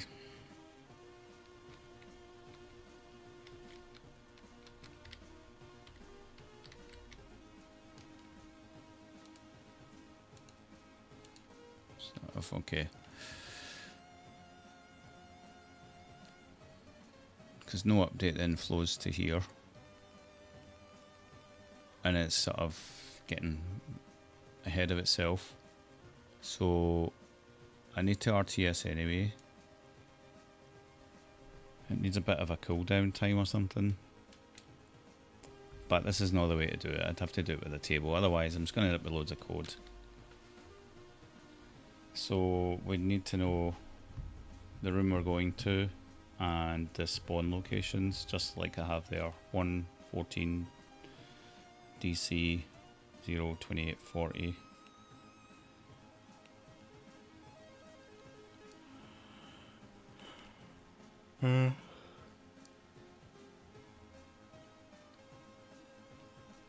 Right, it's never going to reach this code, so I'm just going to check it again, see what the numbers were.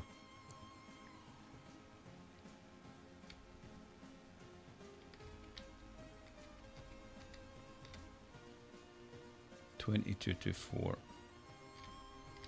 Alright, go back. Oh yeah. I meant to check where we were in the first room.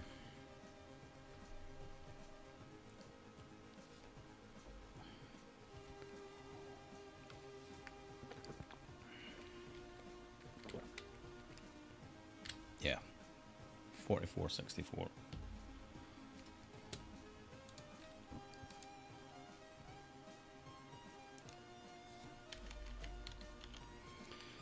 Right, so if I was to do this as a table,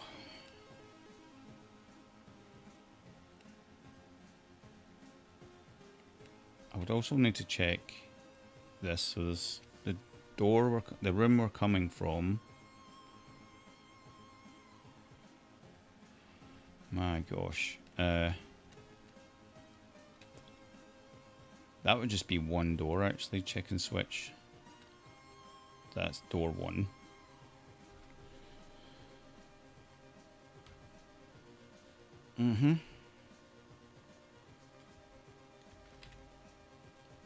I'm trying to think if there's a better way. I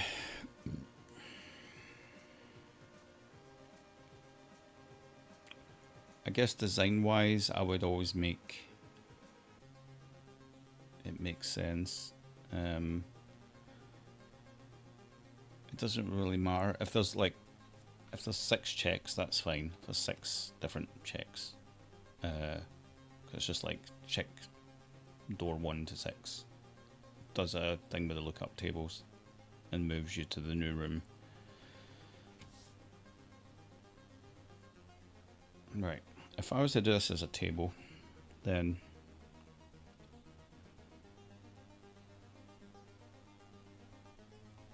it's still tricky.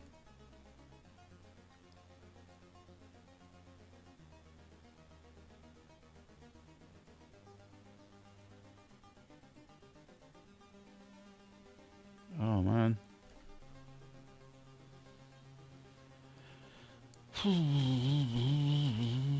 Right, let's just do a table anyway, because that's the easiest thing to do right now. Just do tables at C200.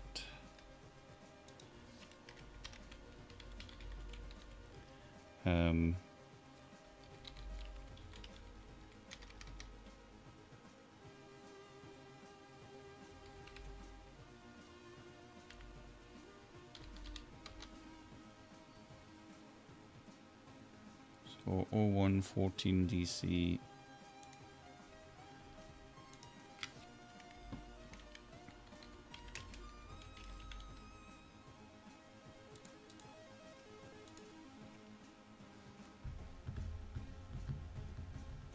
Then 002C40.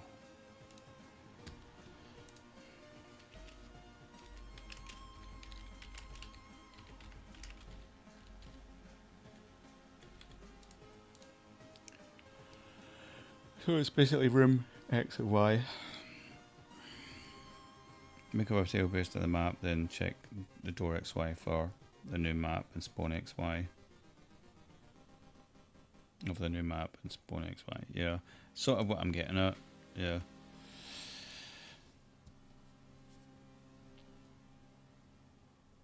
It's basically map to get to maps. Yeah. No, if the map is 0.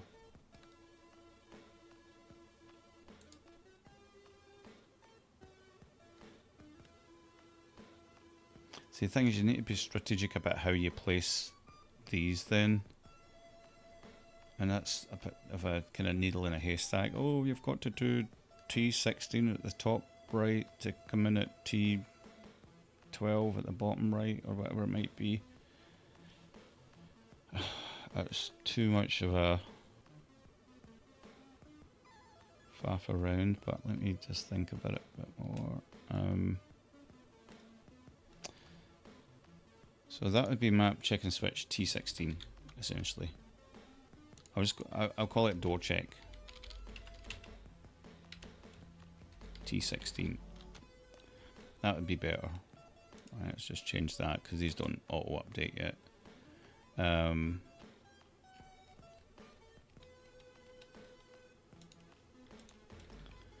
And I do need to make this better. I'll type in some letters that will get close to the name.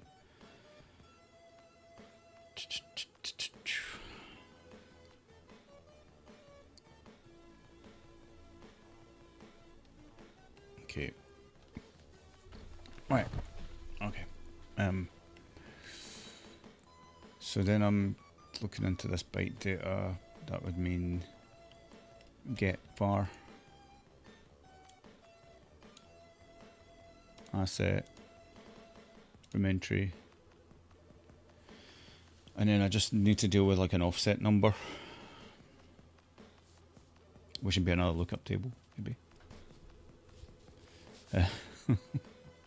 Lookup tables within lookup tables. Is that how it goes? Right, so if I check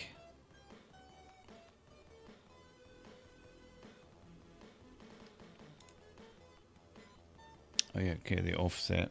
Oh man, fucking hell. Whew. Do I do an offset or what? I do an offset. I mean, I'm not even sure if this is as functional as it needs to be yet, so that's going to load into the accumulator, but I can also load it into another var, which is kind of ideal, because then I can load it into something else.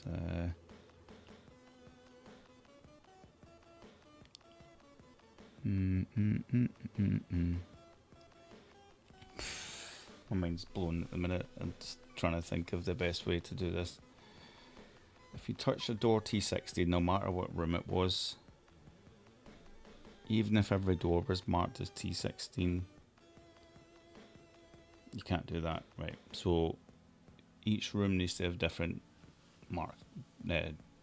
type doors. That's fine. We established that. 6 up to 6. T11 to T16, right? Okay, so if you touch T16 and your map 0, which is basically what we're saying here, then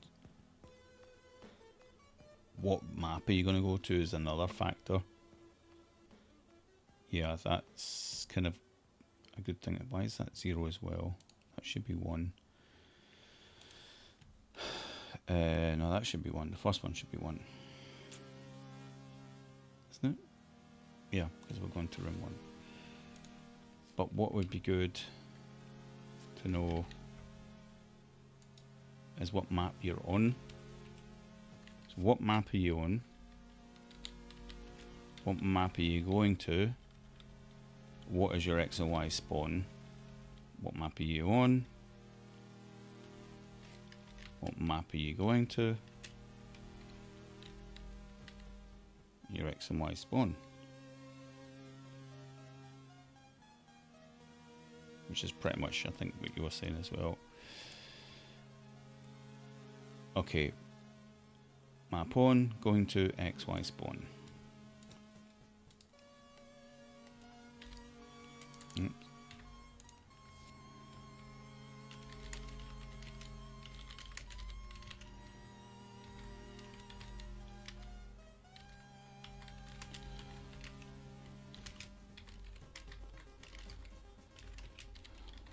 Right.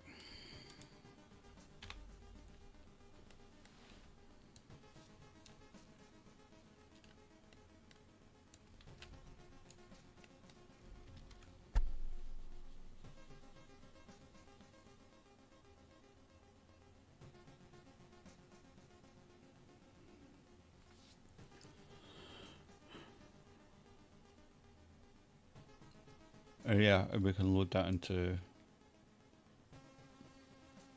wait a minute. C200 offset var offset var. Yep. This is the trickiest bit, is the pointer of this, because I know it's always in 4s, which I guess is a multiple of the map. I don't know. Table with the same number of bytes for each map, regardless how many doors and you could index into the table based on the map ID. Yeah, that's kind of what I mean. The next index could be based on door ID. Yeah. Yeah, that's a good point. I don't have any way to get that. Yeah, no, I can get the type out, to be fair. It sends it to, can send it to a var here, which is handy. Because if it's 16, then that's, you know, whatever. Minus 10, then it's number 6. Or whatever, I can just compare for 16. Like if let's just try that.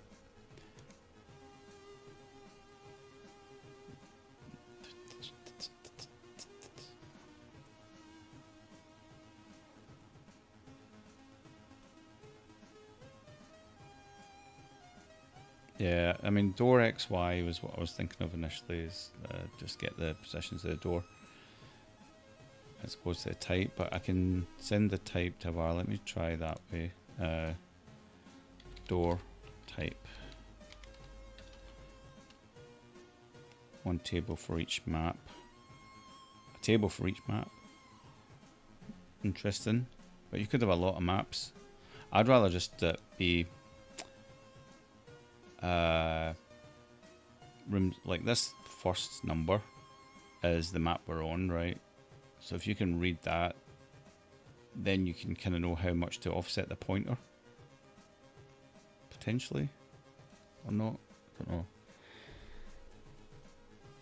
Again, I've not really thought it through. Yeah, and how many doors you need for each map, but I would have that in these. So this is your, you're going to check T16, it's going to do this stuff.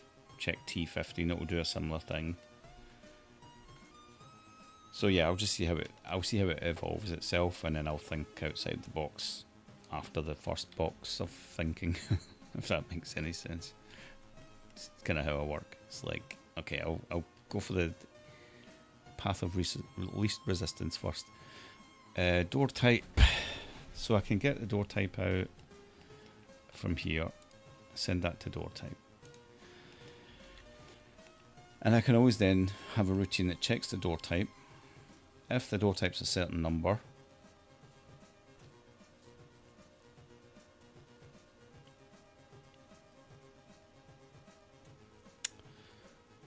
at the end of the day, like I can either give people guidance of how to set this up, or I just set it up and people just follow that template, or people make up their own system. So it doesn't really matter what I make here. Someone can always do something different or better, or whatever the edge, like you say, like there's other edge cases, they might have to do it a different way. But I'll just do it this way that works. So if I can get it to work, that is. So check door 16. I mean, is there any use in that? We can go in here anyway.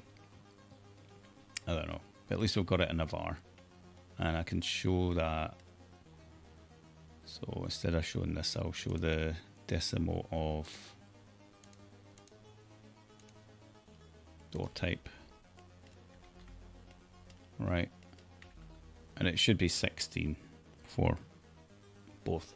I'll just make sure it comes up 16 or something else. Yeah, I flashed 16, then it went to 0 because we stopped colliding with it. Go 16.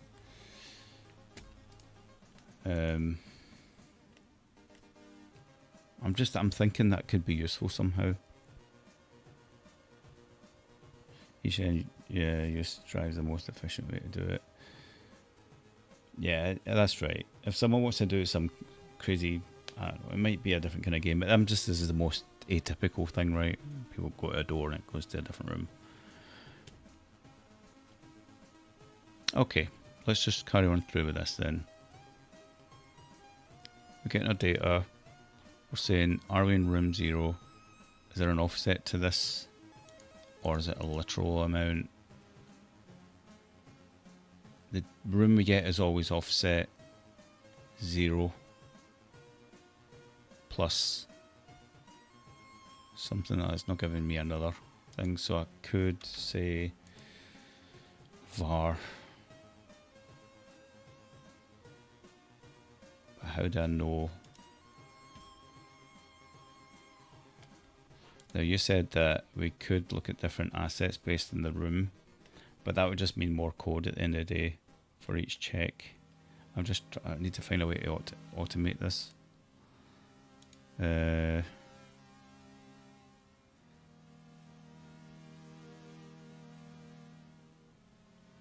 pretty sure.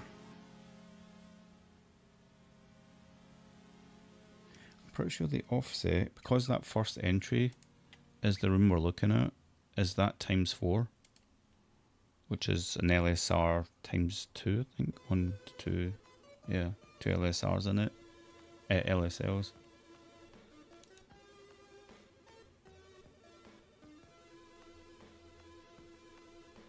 No, because it could go to.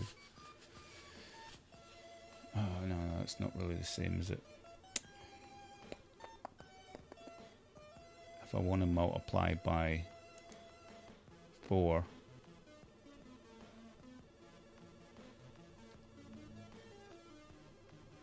two times 4 is 8. 4 times 4, 16. Yeah, it's 2 LSLs.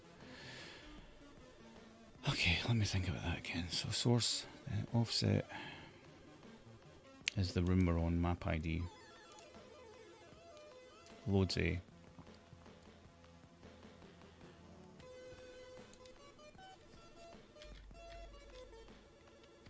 Oh, logical shift left. LSL. What's LSL? It's not LSL, it's ASL, isn't it?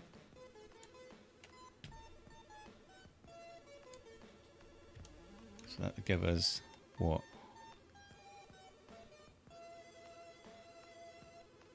The offset for what? Where we're going to.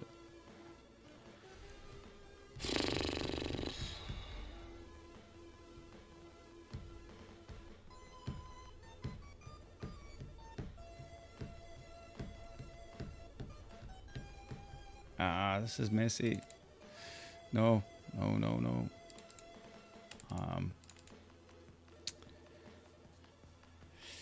Map ID. Get map ID 0. We need to get. Well, we just need to get readings from each other thing. Right. First, just see if we can get it to work. Man, this is hugely complicated for me right now. 0. We're going to go to room 1, which is that. Yeah, no, this isn't the right thing to use. I'll just do a literal offset for now.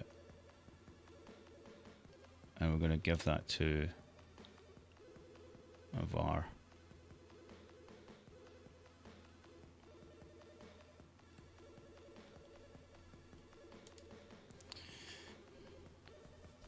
I would also think 4 bytes data for each door.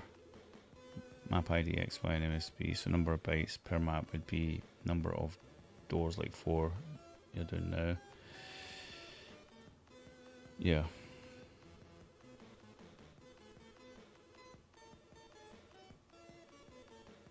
MSB can be carried through because it's unlikely you're going to go to a door on the left and come out a door on the right, but you could. In fact, that makes sense, you could. But you could also get. Does it give you the position? Yeah, you can get the location of the tile, but that's the. What is that? That gives you again? Oh, it's a word that will give you. It's the actual physical location on screen screen memory of a tile. And I guess if you did some math to that, you could work out if it's on the right hand side whether to switch the MSB on. That routine itself would end up more cost effective than doing it as a byte every time for each room. But I'm just trying to think about how to populate this data when you touch the door. How does it reference this lookup table? And my brain's not wired for it right now. Or at least a door in the same map. Okay. That's also possible. But then you would just say map 0 as well, right? Yeah, but that, yeah, I get you. You can go from map 0 to map 0, change position. That's actually a good test. Like if I code it just like in its primitive form first, maybe I'll start to see the pattern. But the thing is, it's like every single thing needs a check. Right, so this is checking 16. So I guess the right way to do it is to always have T16s be at the top right. And that way it would be a bit easier. Yeah, I can track the MSB or just set it, just hard set it with a it depends how many sprites is made up as well with a character, but you can, yeah, tracking it's probably the best way to do it. Just track it and then reset it and then replace it.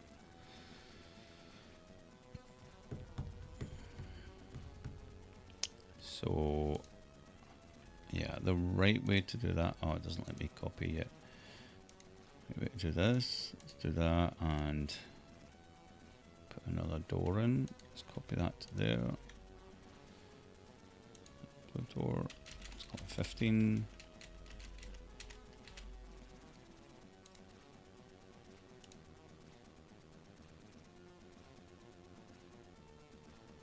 So bottom right, I'm just color coding it for now. There's nothing dead set here. So that, go to that, which is marked as 15, which means, let's just get rid of this. This is carb. We do an org. Do the same thing.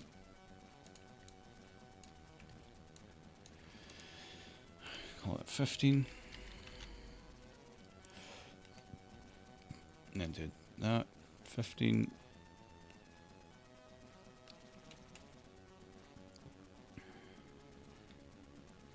So 0, 1, 2, 3, and then it's before. I'll figure out how to do the rest in a minute. Using a fixed location from one map to the next until you figure it out makes sense. Yeah. So map ID not equal to 0. That's where we want to go. Jump to not update M1. Not update what? M1 or not update M0.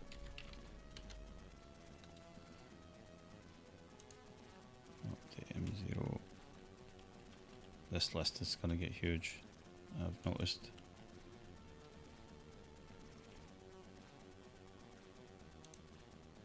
Huh?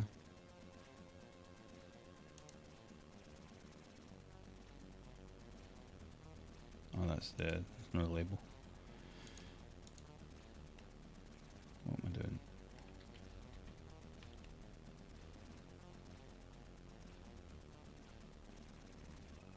One.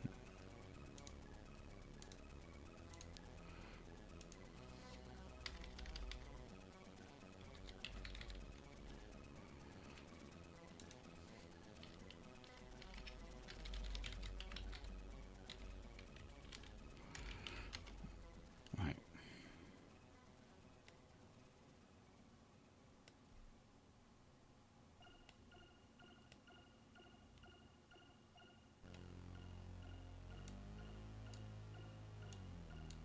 What the hell?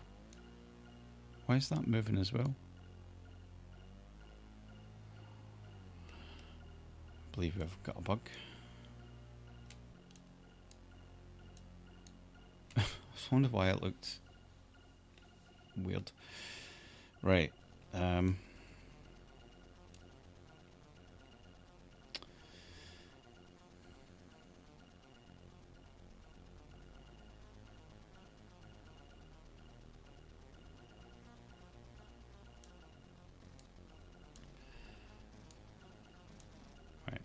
they should be there.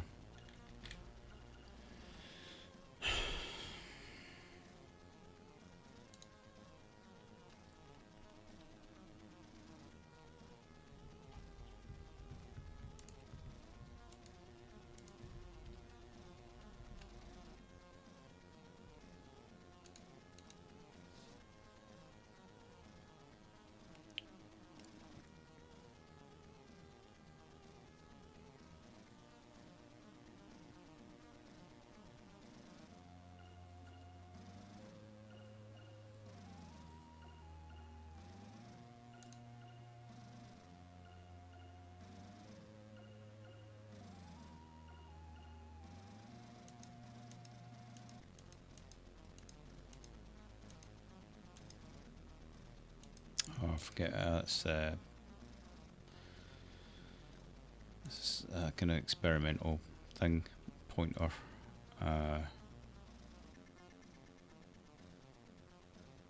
Which is 0 page. So it basically just used the low and high. But I'm not using that.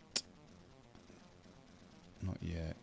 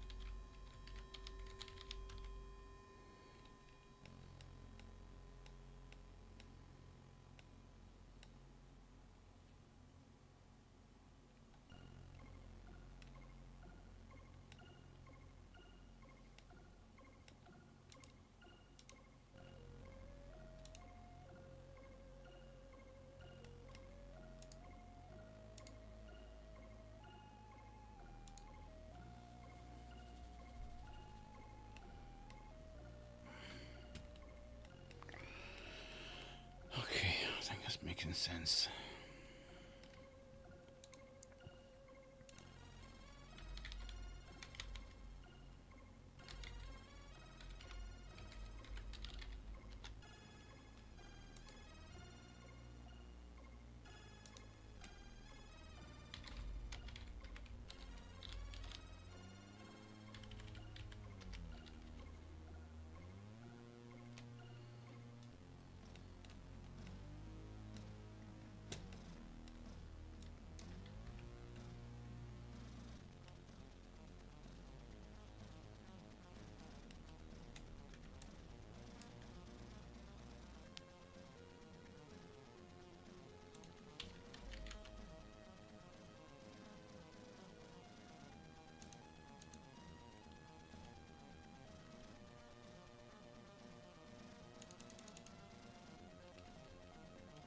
Oh, the scroller's not working.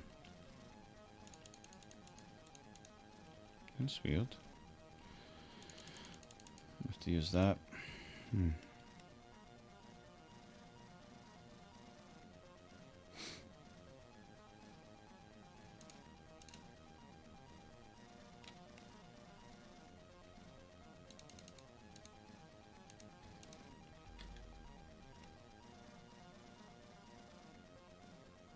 Right, something's not right.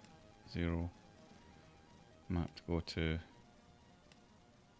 Up. Right. That's the structure of it. Oh, sorry, sleeping. Hello.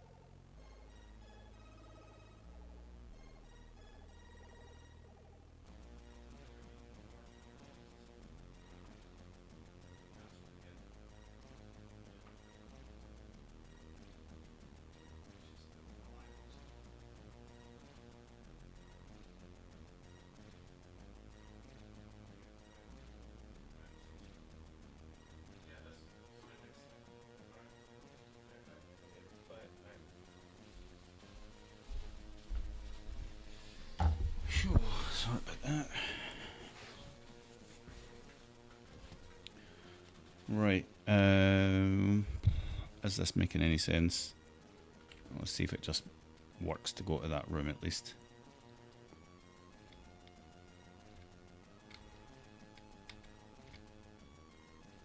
Okay.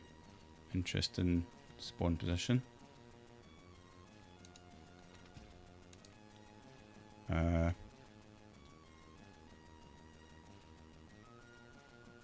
So it spawned me 0, 1, 2. Yeah, that wasn't okay. The MSB would have been already set. It should have worked.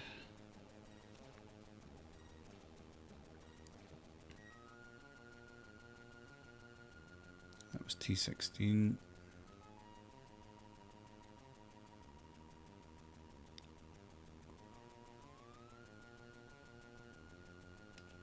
Let's just make sure I get the logic right and I've not messed it up.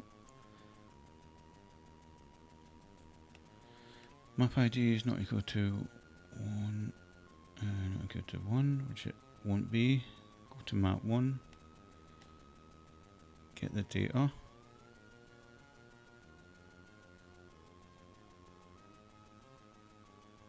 I set the map to go to,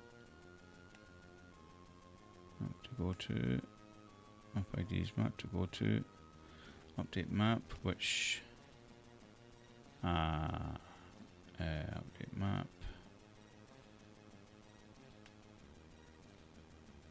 ID. I don't actually set the map ID, do I? I say map to, yeah, set var map ID. What am I doing here?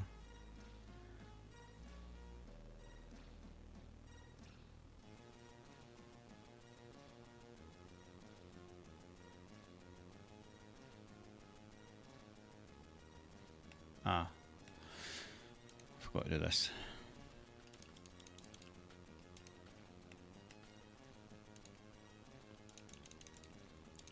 Right, hopefully that's correct.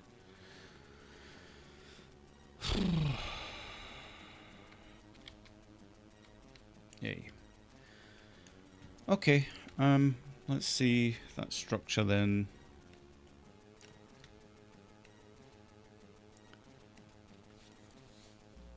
That is just reading quite literally 0, 1, 2, and 3.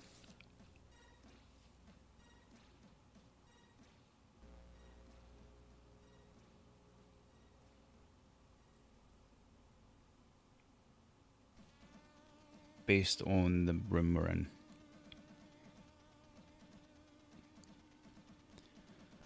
So that's what I was trying to say, is do some kind of loop check based on the room.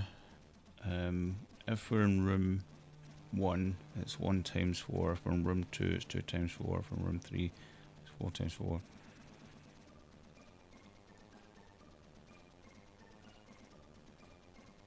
That means every room would need to be done in order in the byte table, which I think's okay. And this is the sort of solution I want the meta map to solve, is it makes that table for you. This is all good. Well, it's just good to kind of rehearsal that I would do anyway. What I need anyway. To help see the structure of this. So this offset value, we can use a var based on the map ID. That's handy.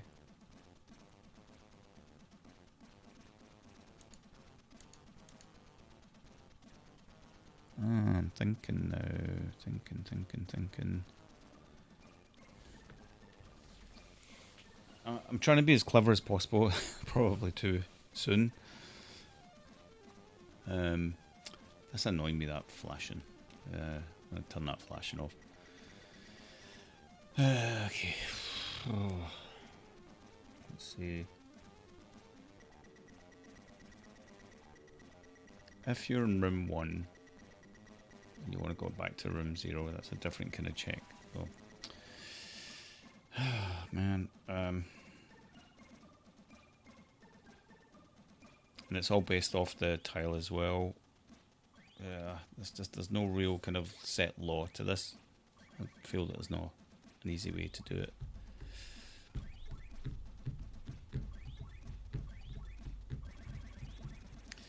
But T16, if we always say T16 is in a certain place.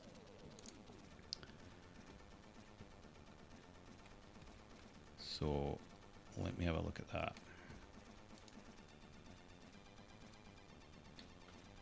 Right, T16s are always top right. Oops. Let's do that as a comment. T16 top right. T15 bottom right. I'm just going to abbreviate it because I don't think I've got enough text.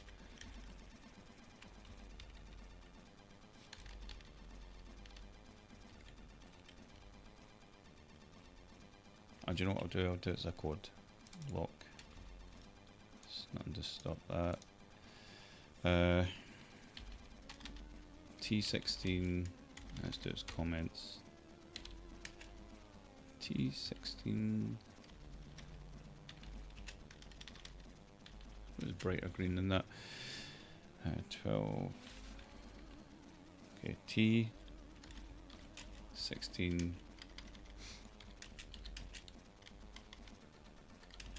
Top right. T15.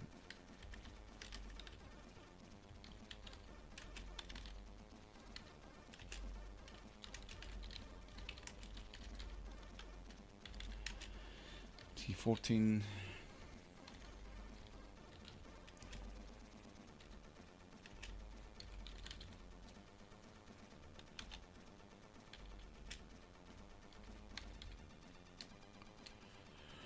I'm just going to lay down some rules, just helps, and then later I can make these things more flexible. That's why I was thinking more about a positional thing, that you just need one tile and then just check its position.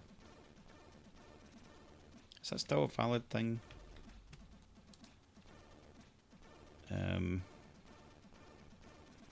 Because you're really just checking 9 positions as opposed to wasting 9 tile types, but then the door might be in any sort of position, so no. Right. Back to that. T13 bottom.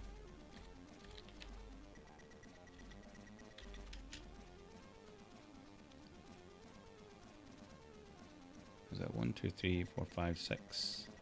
Yeah. Oh. Different corners. But you could put them anywhere.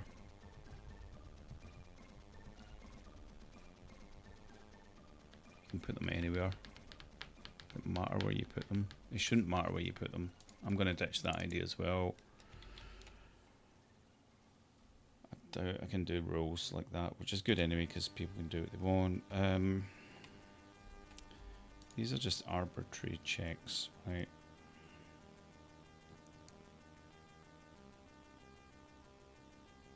We already get the room that we're checking from. The only difference is all these checks. I wonder if I can just route them through the same thing.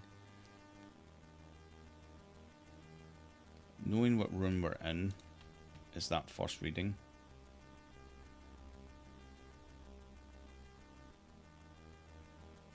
I wonder if I could just always read in sets of 4. Like do a full check through it all. Right. Yeah, you in room 0? No. Okay, check next one. You in room 1? No, check next one. You room. And it can iterate through it until it finds it, and then it'll start to read in what it needs to. That way it can all be in one table.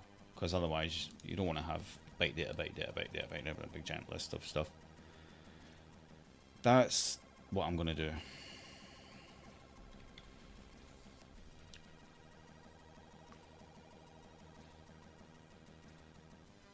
Because then, are you doing a macro print to clear screen before changing maps? Yeah. Otherwise, you know, because of the metadata system, it doesn't write in every single tile, it just writes in what it needs. So you need to do a pre-clear. So that's important. If I don't do that, it'll just, even the Commodore screen will stay there. As you'll see, there's no pre-clear, which looks amazing. Right, everything just stays there. So just the pre-clear helps. It's just a print macro with no text and just pre-clear. So it doesn't use any actual data, just its own data to do the execution, which is just your standard clear macro. Of course, it's not a kernel clear, just in case someone's not want to use the kernel stuff.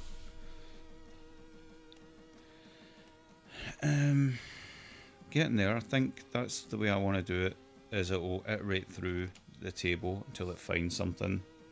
Obviously that could be slow, but you're just changing a room. It's not going to be a big deal. So what I'll need to do then is have this plus an offset, or how do I determine that this is the same as the map I'm on?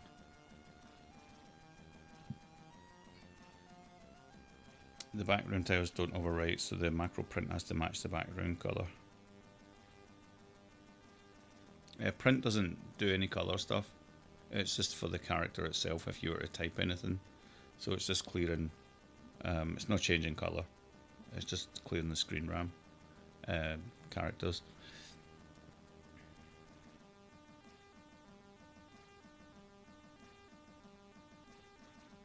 If you look at the print macro,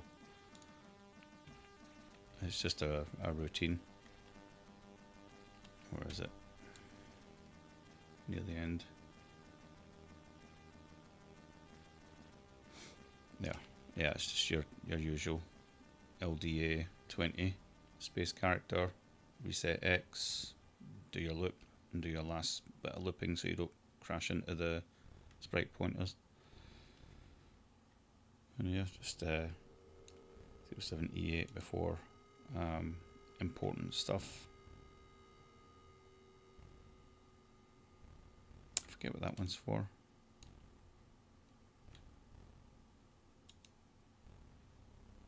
I forget what that does. LDA, what's that? 101. What is that for? I forget. Anyway, answers in the postcard.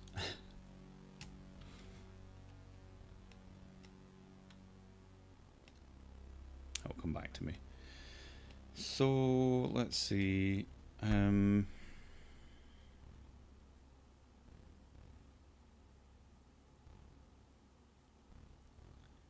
I need to know if the room I'm on is the same as the first reading.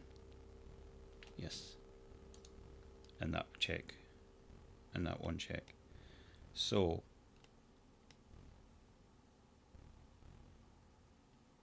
I could do a get var, or I can do an if node actually, because I can compare two vars. If, especially if I've already, get var offset, what's the offset again? A literal value. Right, that's where I would change that to a var.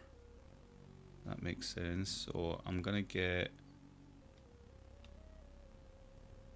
what am I loading that into the accumulator? Oh, I'll do another var, map on, map currently on. Map currently on. Right.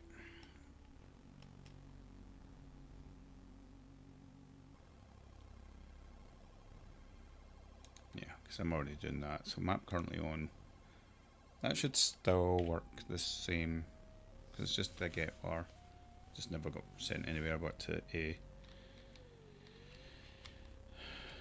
Yeah.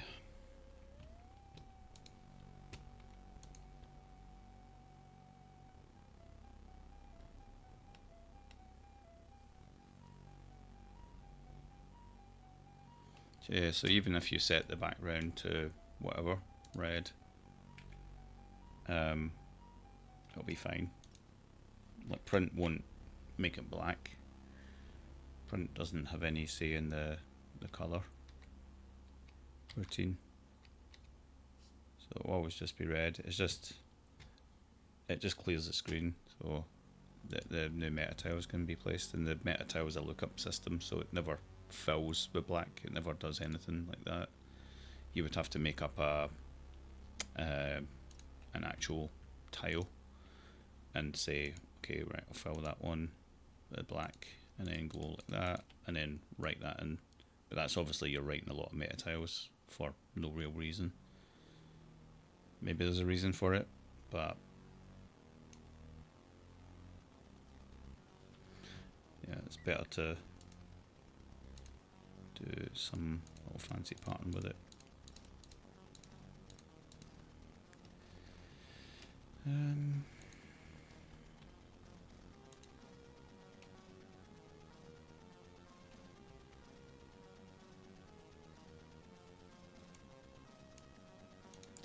It's really quite nice. I love how people's questions just lead me to wander off and do something else like this. I can have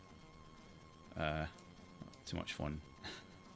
You can never have too much fun, that's true. No such thing as too much fun. That looks pretty now. I'm going to do that with the other one. Oh, let's see how long it takes for it to draw my maps now and how much more data they use up. That'll be interesting. So I just love that this all kind of works now and is quite nice. So for 2 maps full of tiles, there's no RLE or anything like that, repeat line encoding. It's not going to compress this, but Exonomizer would when it comes to it, and that would be built into loading and stuff. So it'd be better that your maps were like compressed there, but they'll still decompress pretty much in a similar way.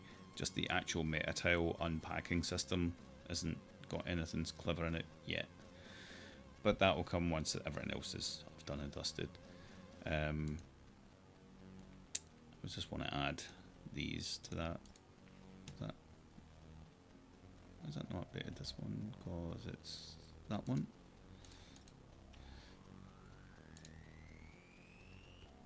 Sorry, you just sent me off in a little tangent and just doing silly things. That looks awesome. Right, let's do that as well. Woohoo!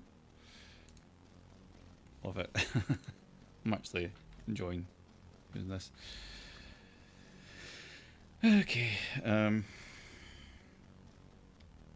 hey, it's starting to look like an actual game. Woohoo, woohoo, right. I'm so chuffed. So yeah, I'm gonna do a system here now that I've got my head around it. So I've mapped these 0, 1, 2, 3, 4, right? I've mapped them to these things. But instead of a literal number, I'll use a var. I'll call it lookup offset, which means it's limited to 64 rooms on a byte, which is probably okay until someone wants to do something different. If they want more, they'll need to have a lookup offset 2 or something, or do it as a word and figure it out how they're going to do that. So I'll just do it as a lookup offset. Or if yeah, I could always do 256, and anyway, I'll figure it out. Let's do that anyway. Okay, literal value is going to be lookup offset 0. 1. So we're going to ink it here. So set var or ink var. It's the easiest thing. Look up offset. It just inks it by 1. I'll put that there. Change that to look up offset. Same for that one. Same for that one.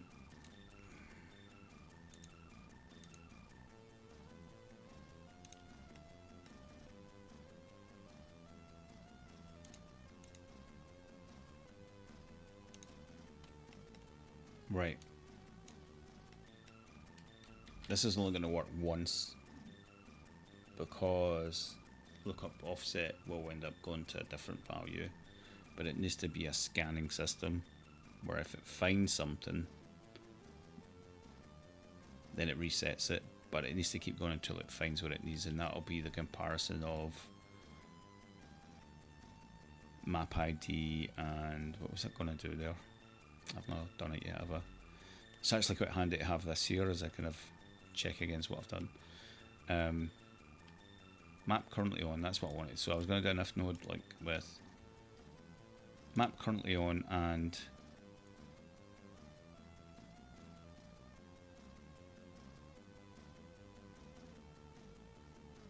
fuck, I forget now. The first reading, which is map currently on and map ID.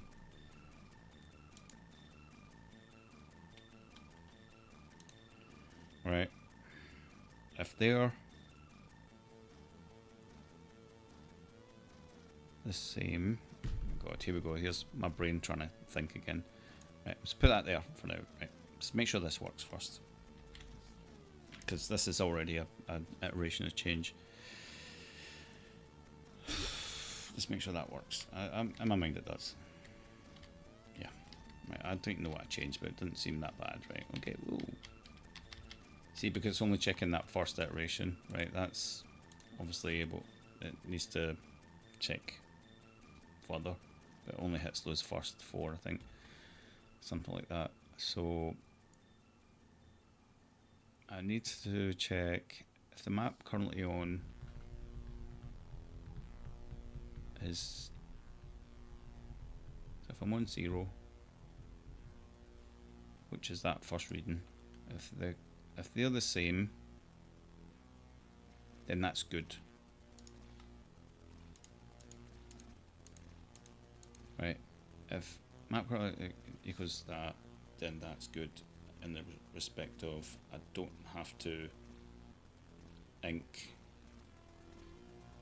the lookup offset by 4.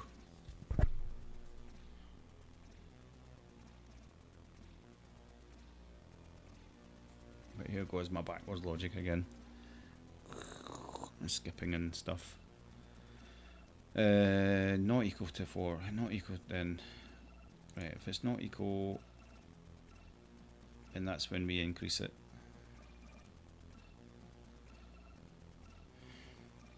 Okay. Right. Not equal. Label. Ink by 4. Ink pointer by 4. Lit pointer by 4. Alright, and I will do, yeah, inks. Lookup offset 1, 2, 3, 4. Just do it lazy way. I mean, it's tiny bytes anyway. Right, I'm just going to shift these in like that.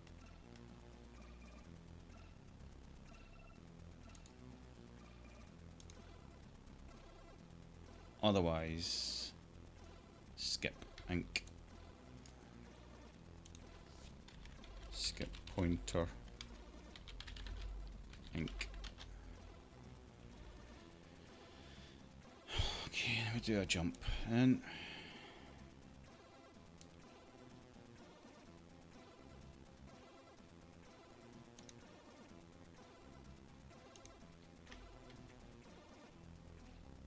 Is that right? I think. I'll be surprised if this works. at all.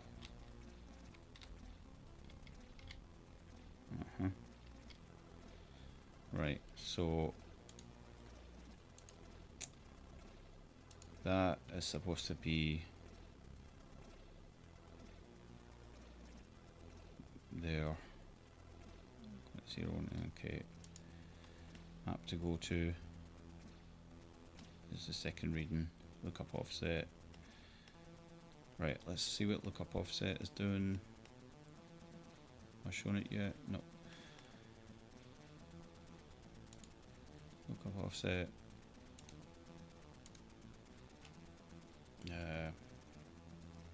In fact, I'll keep the sprite X and Y, that's handy.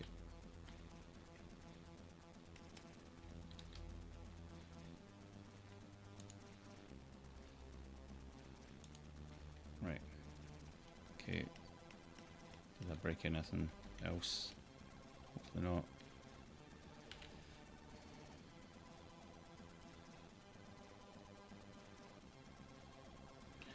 Okay, so lookup offset should be, when I go here, it should be like, okay.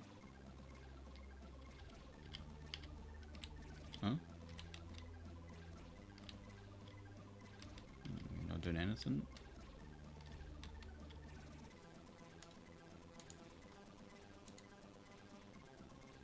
Ah, because it's a T15. Hey, so all I need to do is bring that in there.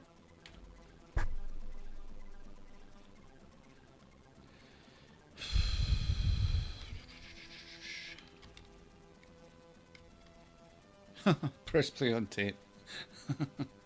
Okay, sure. What happened? Oh yeah, corrupted the stack. Alright, okay.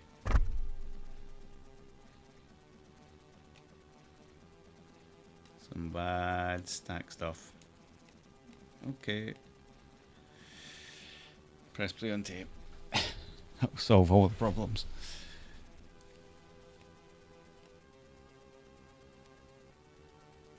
So in theory, I think I can get rid of all that. Right, but I don't think that was the problem. I think it was something else. I'm just trying to see what.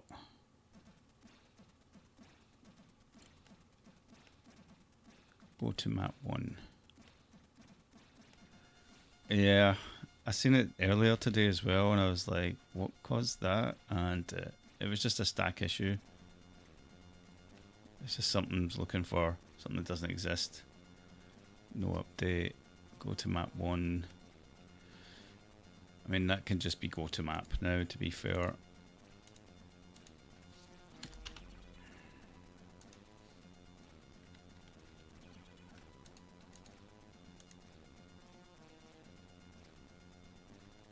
See, this is not in any order either. It's in order of creation, I think. I don't know, it seems to be in a different order every time I see it. So that needs sorted. Right, let's just try again to see if I somehow fixed it.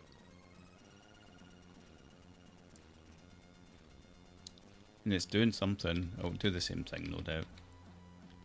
Let's just jump a bit. Let's just jump up here.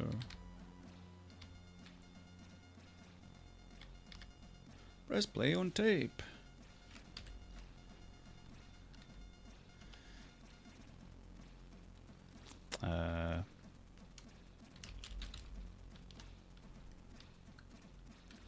Let's see.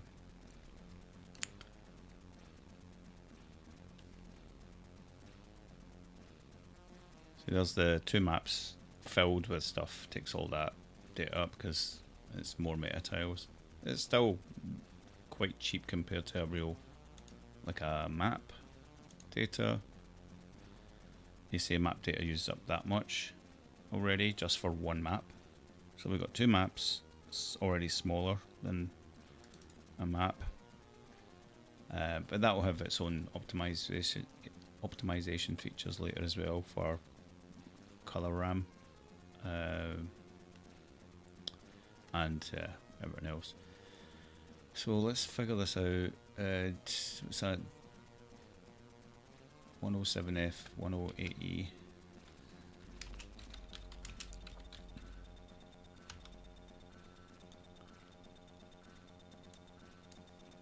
I don't know how to get this into a bigger font.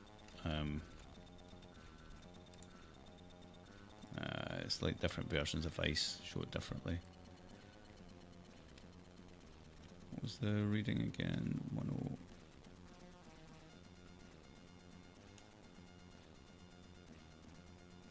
What the hell? 107F to 108E.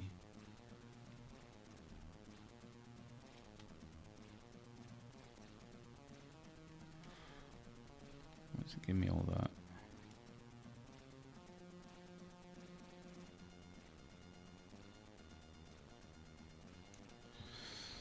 One oh seven F to 108E.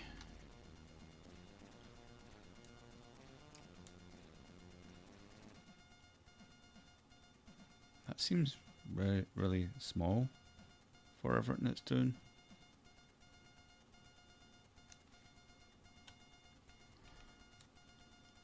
One oh E 8. There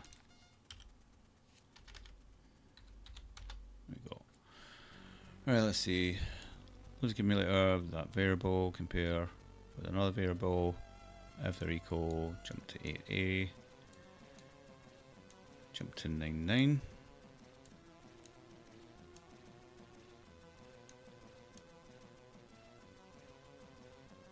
Where's this x LDX with what's in that variable? Store in there. LDA, what's in there? Compare with 1. Compare with 1.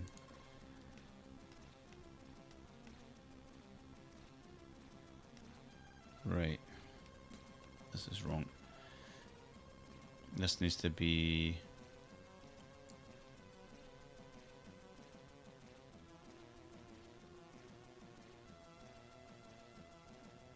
that's okay. We need to be checking. But we already do that. Map to go to map currently on. Map currently on. Go to map. I don't think that's right, but that's something to do with it.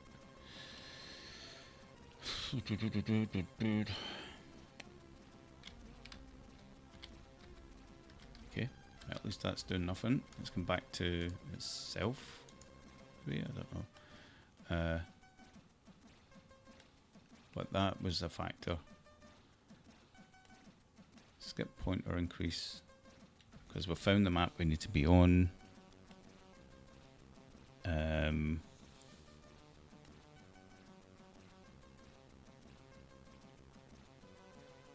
first reading is the map currently on. This shouldn't happen right away.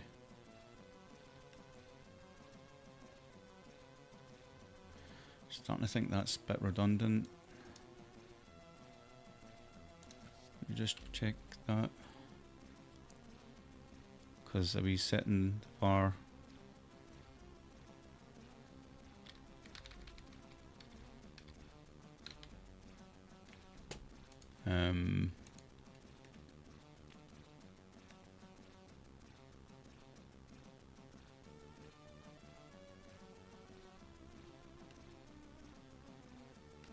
Yeah, these are silly.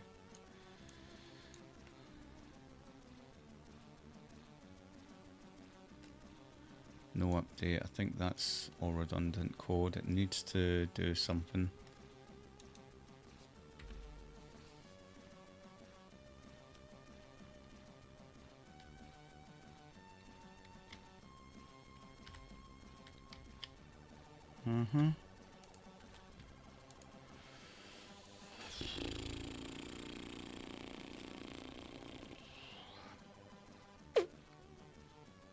Let's check those variables again.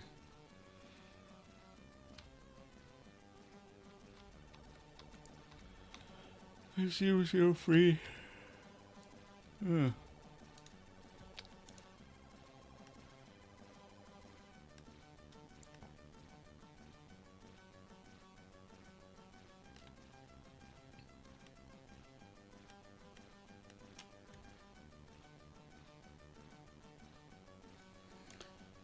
I was going to put in another entry in here just cause I just have a feeling that it's hitting FF or something like that. Close that, close that, close.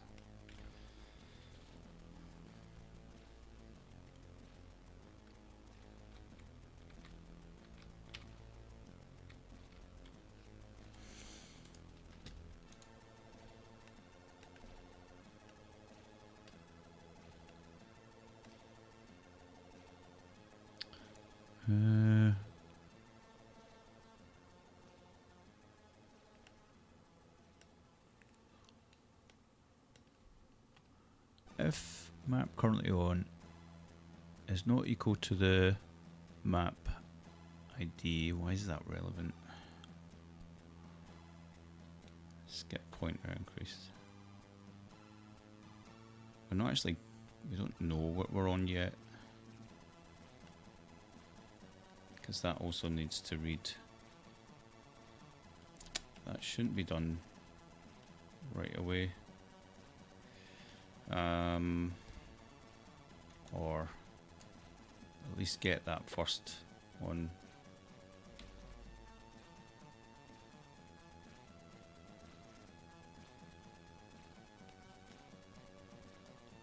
And at least also reset the lookup offset.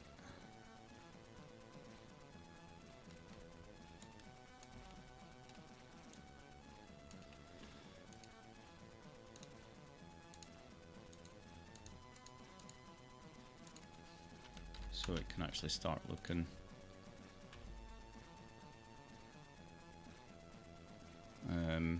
That's not going to work. It needs to be a loop.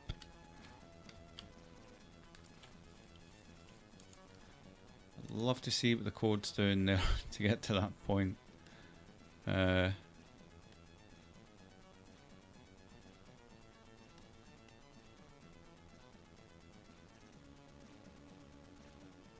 Map. I'm just going to take these out for now. Got a feeling they're doing something weird.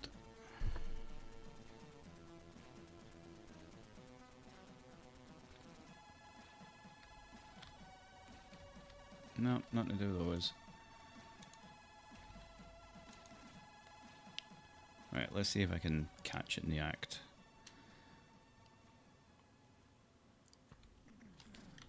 Let's go over there. Let's go here. Let's go ultra slow mode.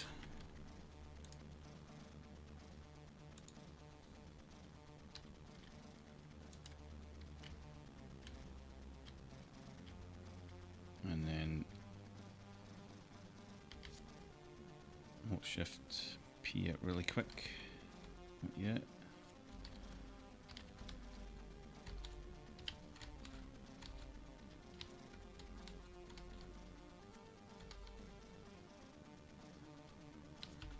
Shit, fucking too fast. Right, let's try GOAOE. Oh?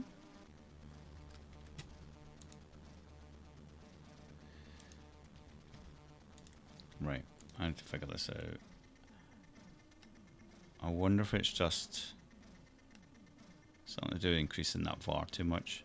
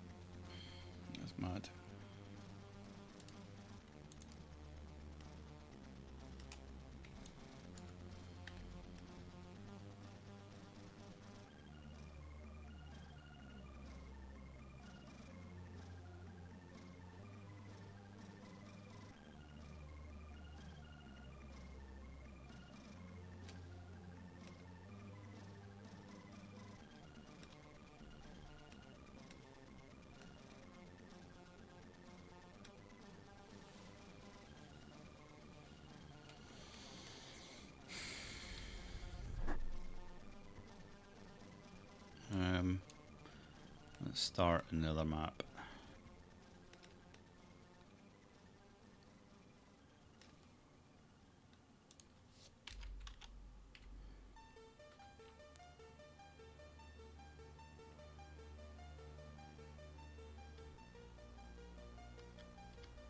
Okay, well, that's good to know. It's exactly the same situation.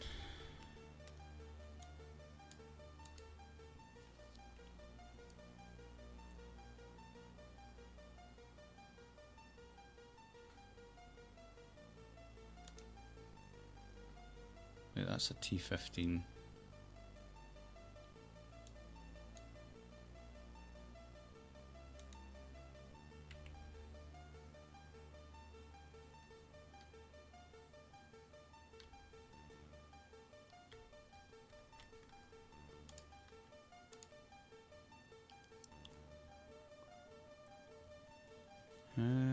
Let's try a different. Let's try T2.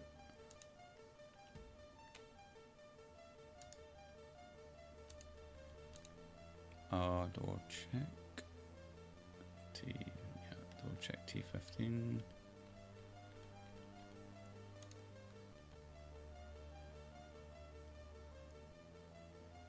That's fine for now. Hopefully this is not the issue. We'll do the same thing. Yeah. Cool. Good to know it's not that.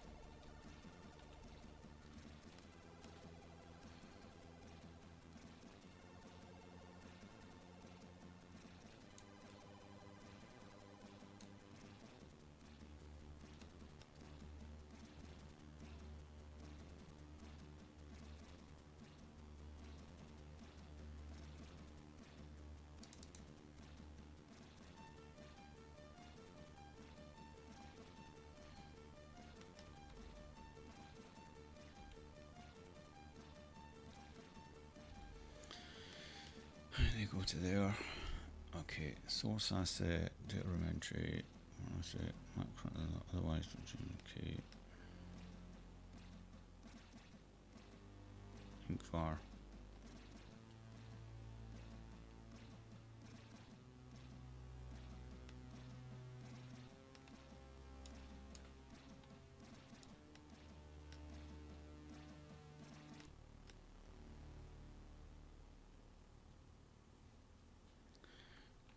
This our update map.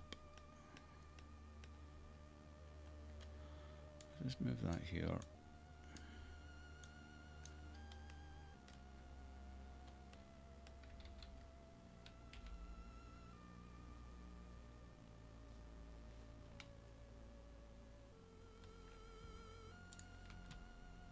Whoa.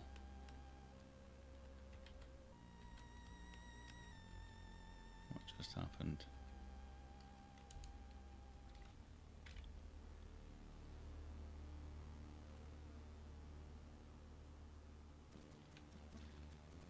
That's weird.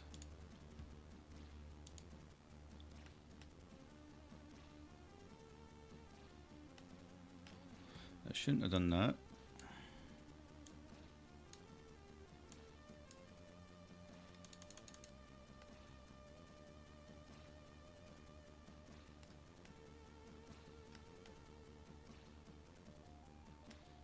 I shouldn't have done that, but if it does it again. Yeah, that shouldn't do that. That's...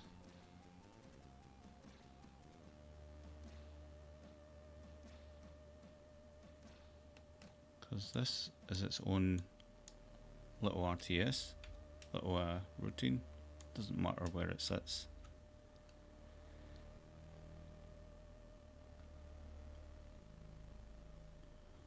Which is kind of telling actually then, because something about this then is corrupt. Because that should just work.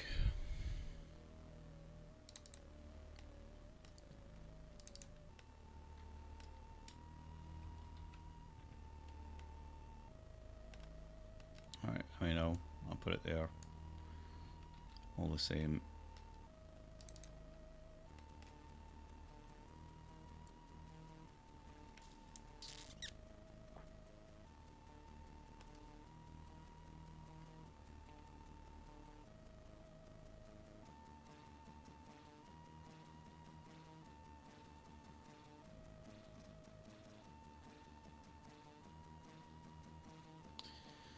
I need a way to see all this data. Let's try it again, because I've somehow managed to fix it, but there's definitely something wrong with some RTS somewhere. Oh, at least it's not crashing there now. Back to the map ID to 0.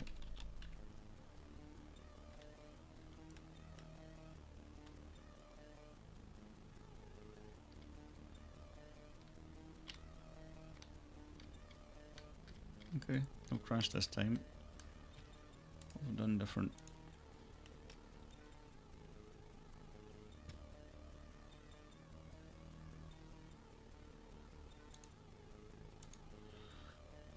Let's just clear these.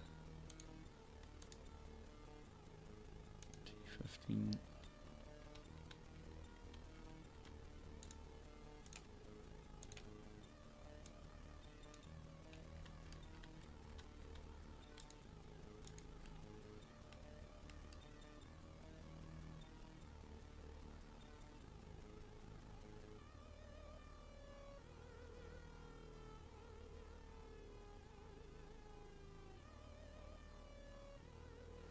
Can you use org blocks as jump or GSR locations? Do you have to use gold black? No, you can just do an org. Turn it off. Set the address you want. Whatever it is. Put a label there.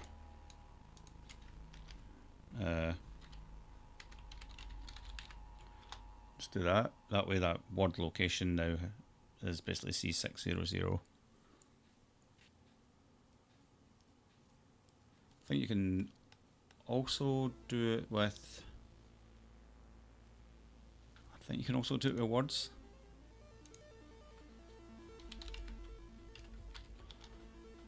Yeah, you can also do it with words if you, I believe if you did a new var block and you set this to whatever you want, then that var sits in this location, I think.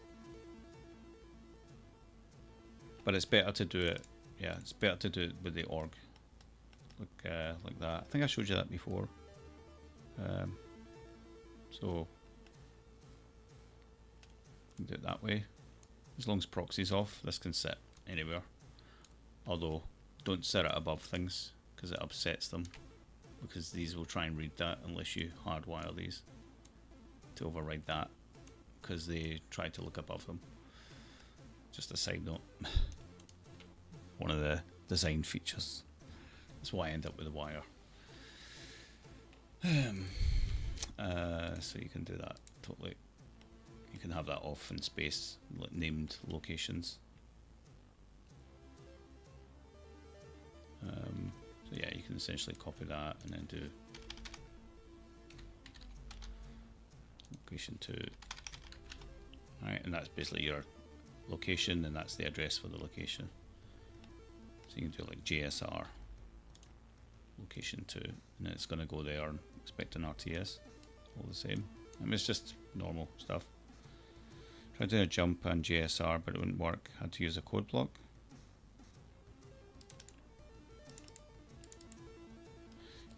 tried doing a jump and JSR, but it wouldn't work. Had to use a code block. That should work. Like if you've got code in there or not. Like even if you set this as like a kernel routine, like FFE4, whatever it is, the char in, you can then call that char in, right, or char in,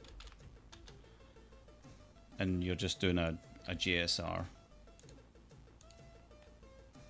and it would just then, this is like the hardware location. You could obviously just do it, yeah, that's the way you would do it.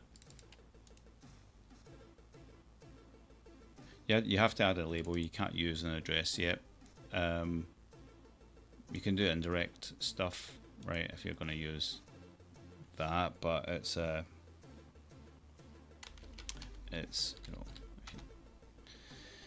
it doesn't quite work.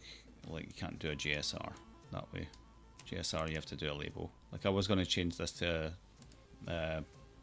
allow you to do an actual hard-coded location. It's the way it was initially, but then I just replaced it all for labels. So now you do labels this way. You set them all up. But you can use code blocks the same. Yeah, and you can do it in code. You can do your location equals 36, whatever it is, right? And you can then, I'll just call it location n. And then you should be able to then JSR to include code. I think it needs to be connected. Yeah, it needs to be connected somewhere. Why is that no?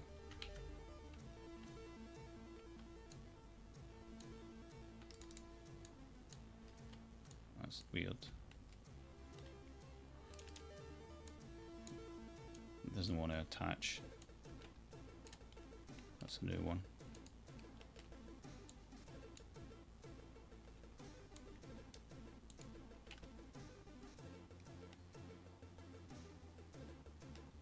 Yeah, that was interesting.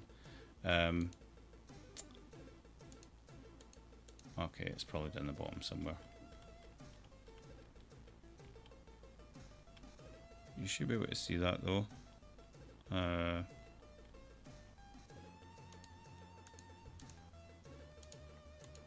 I lose it? No. Location n equals. Is that right? Is that how? No, that's a var at that location. You would do. I forget what it is now because I don't do the code side enough. Star dot 3500. Is that just? I think that just sets the. It just sets the address. Star dot, or you do label. My label. Yeah, no, that should be right. My label equals. That should be showing up as reachable.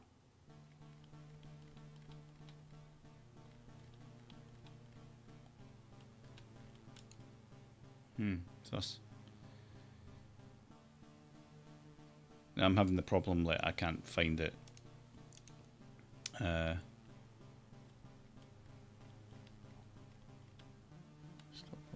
Yeah, I'm annoyed at that though. I'm having the problem where I can't actually see it show up these labels now, lest I forget how to do it right. Do you know what? It's probably because it's not resolving to an actual address, but that should be. You should be able to say I won't code it 2500. It's going to conflict with something. No, oh, sweet spot. Even if that's sat there, doesn't really matter where. And I've said that I should be able to address to it.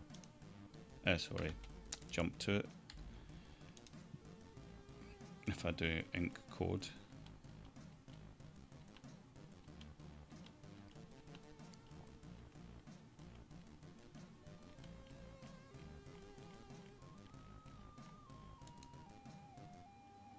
That's annoying me. Is it just for JSR?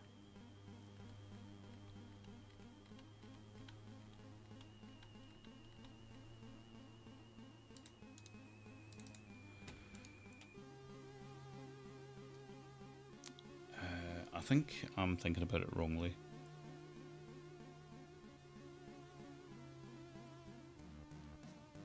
Because I think that's how you would set up your vars in a location. But isn't that the same difference? It's a label. Oh, do you know what labels are?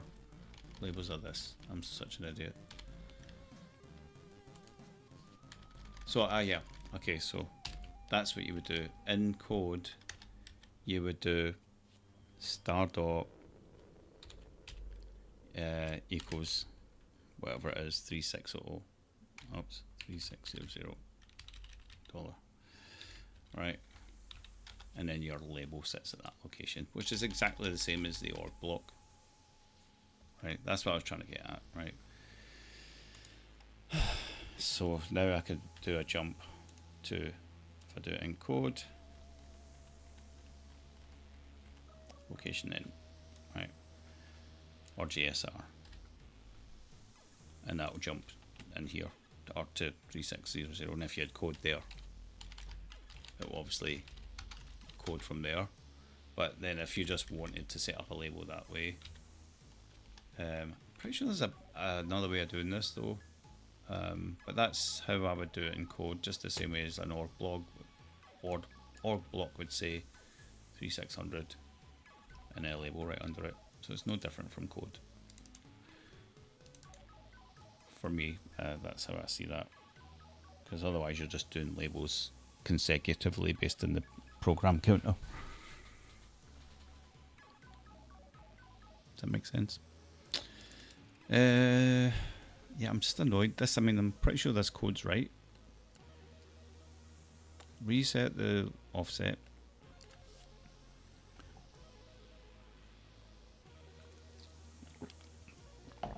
Data room entry. Look at this. Look at 0. That's the map we're currently on. We're checking that. We know the map ID anyway. Was it the same as the map we're on? Yep. Read those other 3. Okay. Oh, maybe. Maybe I'm increasing it by 1 too much then. Oh yeah, if it's not. Am I doing an increase on it? No. Yeah.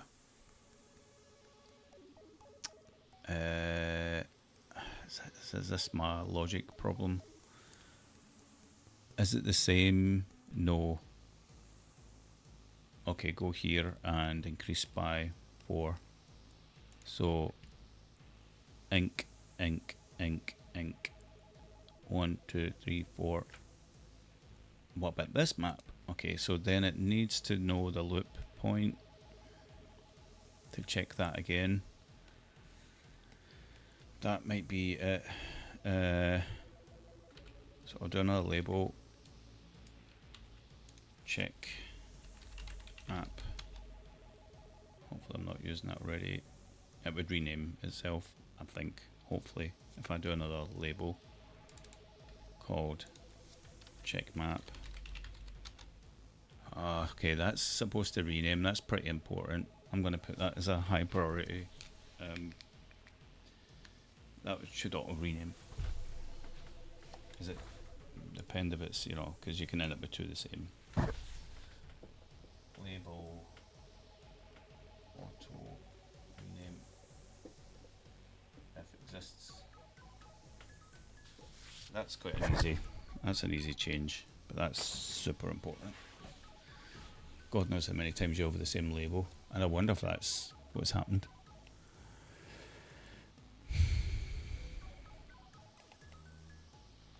Hard to say. Alright,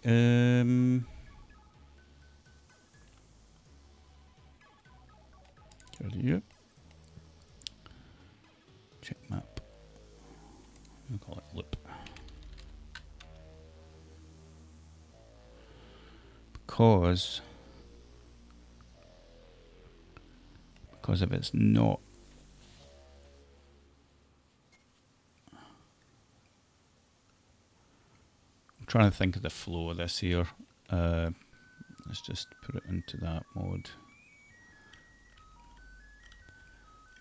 So if you hover over here, you can sort of just see the whole area, which is nice.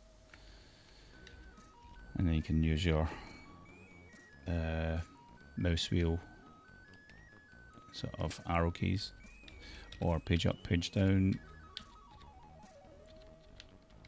It's kind of nice to see stuff a bit easier.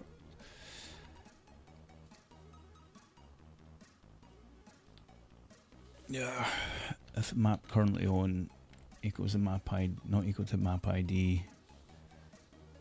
So I've fetched that map, so it's 0, not equal to 0, no, but it is equal. Okay. Oh, wait a minute. It's equal, therefore jump, skip, pointer, increase. Jump to skip, pointer, increase. Okay. Okay, so now we're getting the data. Okay, the first entry is the map we're currently on, which we kind of got anyway. There's no point getting it again. Yeah, there's no point getting them again.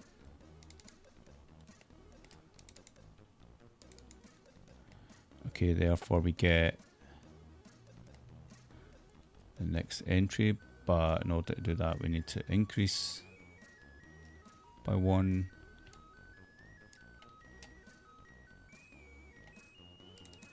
So inc_var to get the next input, inc_var get the next input, inc_var get the next input. Okay,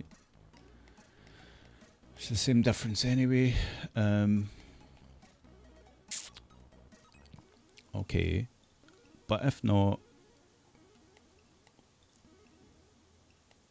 we're at 0 to 1 to 2 to 3 to 4. So why does it show up as 3? Show up as 3. Reset the map ID back to 0 when you go back from map 1. Yeah.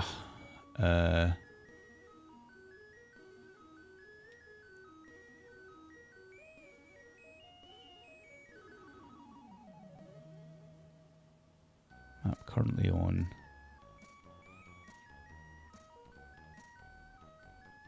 Map currently on. That's a good question, actually. Let me think about that. Because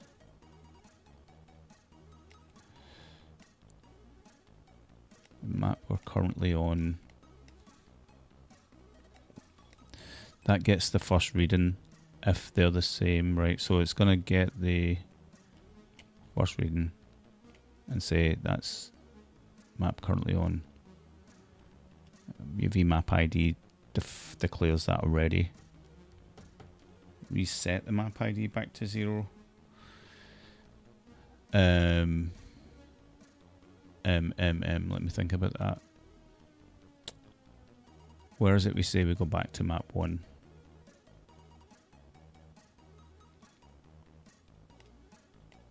Where do we set the map we're going to? How do we say go to map 1?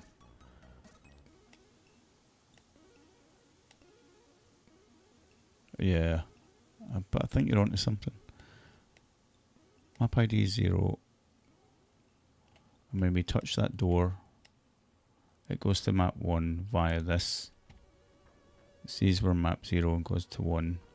If we're map 1, it goes to map 0.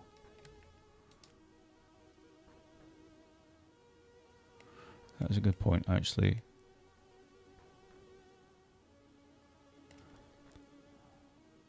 Map to go to. I think we need to set var. Yeah, so it's already doing it here. It's already doing it here because it reads that. It sees that we're in room 1. Then this is the next reading. The map to go to. Set UV map ID based on map to go to. So it's getting the data and then setting that one based on that which it got. So yeah, it should be.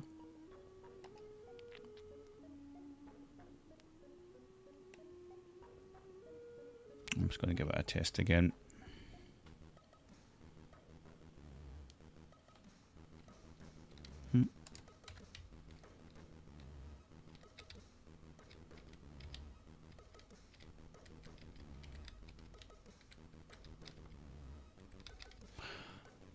I get the feeling this should be like, so it's not even doing anything. It's like it's not responding to it. First room goes to map 1, second room has to go back to map 0 to load the correct data. Yeah. At that point it should be pointing at the right location. It says 3, so 0, 1, 2. 0, 1, 2, 3, which is 0, 1, 2, 3. It never advances again. I wonder if I just need to advance it one more time to point at the next place.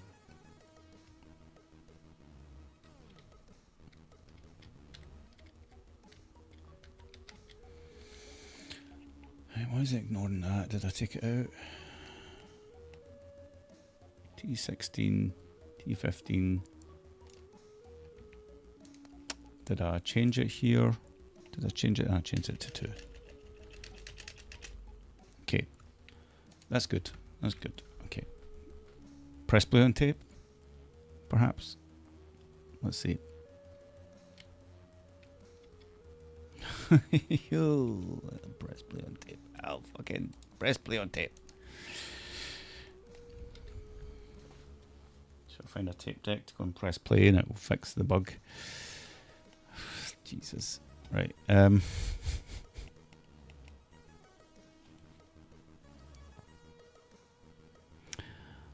Oh dear.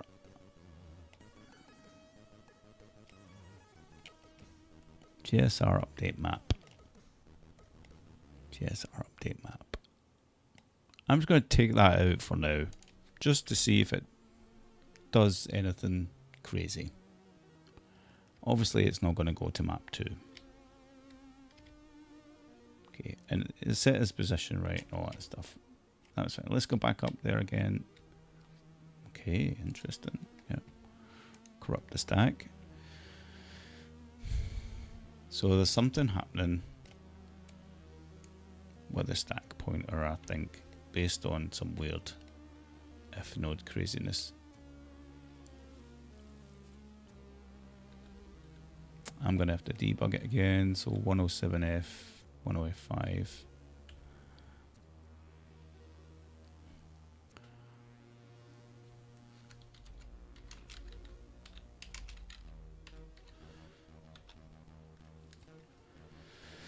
Something going somewhere where it shouldn't. OF3B. Yep. DOF3B. That's a clear screen. That must be the map updater. That's what it should be doing.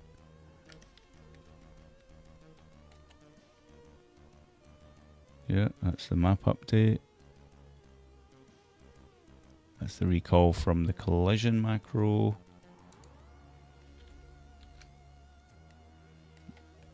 Collision macros at OE 1E. Everything looks fine. I'm going to take this store type out. I'll be surprised if that's had any knock-on effect, but right now I'll just blame everything for causing the bug.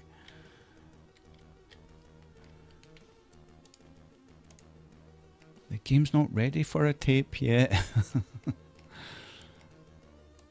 going to try and reverse the order of these labels, not that it matters, just because I'll eliminate all silly things first.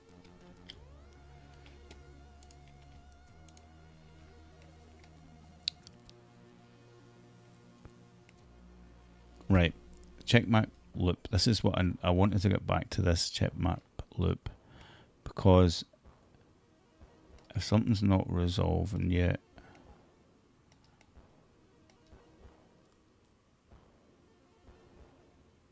Like if it never finds anything, it needs to be able to be reset. Like if it's advanced beyond it and it's hitting, it might just be like not really finding anything. So it needs to be able to find stuff. That's why I'm thinking it needs to go back to check map loop. Increase by 4, jump skip point. Otherwise, yeah.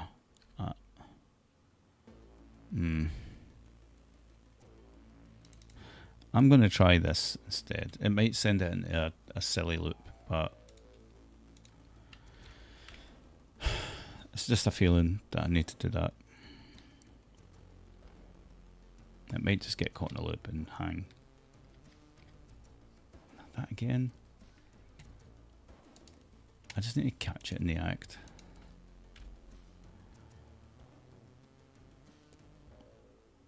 Can set a breakpoint, can't I?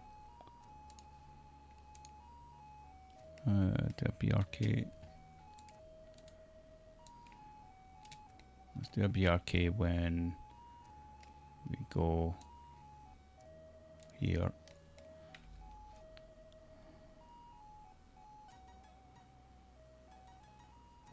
Maybe it might be something built into one of the macros, but I'm not using any special zero page for this.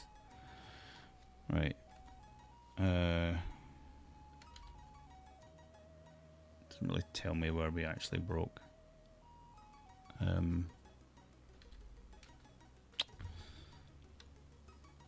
Takes you straight back to the ready prompt, but not the monitor.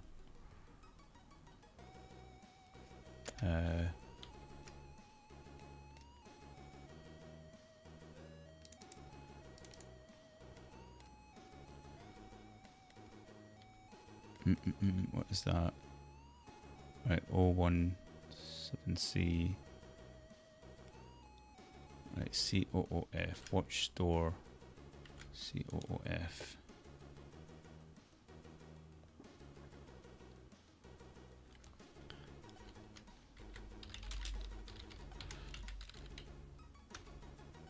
Right.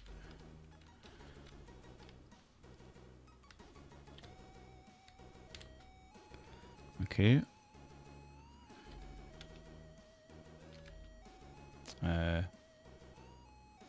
Yeah, okay. Tell.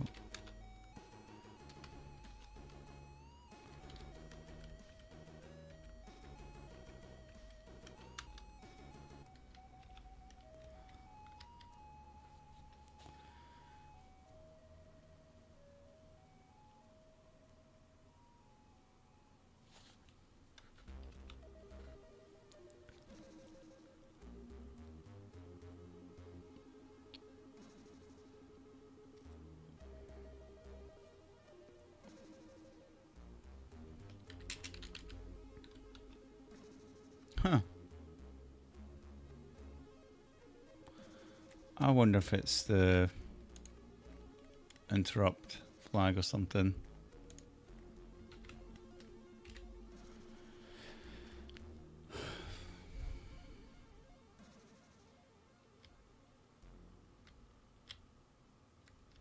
Nope, nothing to do with that. Ah, it's such a pain. I have no idea what's causing it. CPU history, possibly zero page. Yeah, there's no zero page stuff being used in this. It's not doing anything special. I think it's something to do with the way that I'm using the if nodes or something. And I'm corrupting the stack, or it's something else. What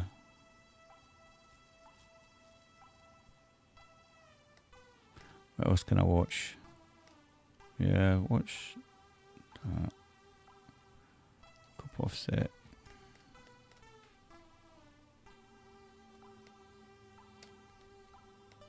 What else can I watch?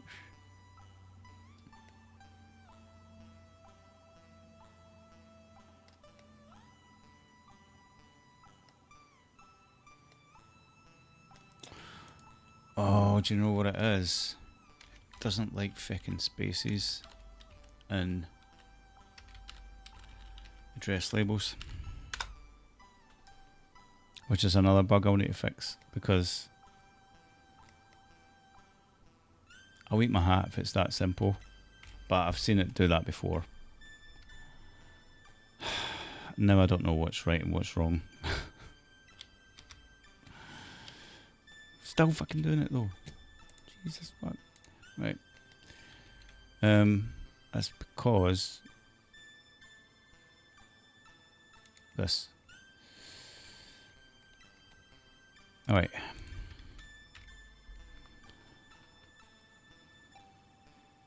Be this. Yay! Hallelujah! I need to fix that bug really soon. That anti-address label duplicate name thing, if you... yeah. I'm so fucking hammered from that. Play on tape. Press play on tape. Gosh, I'm sweating. Right. Thank God. Jesus, I thought it was going to be there forever, trying to work that out. Right, but at least I probably looked at this code so much I refined it on purpose, I'd like to think. And I think that's a system that sort of works there.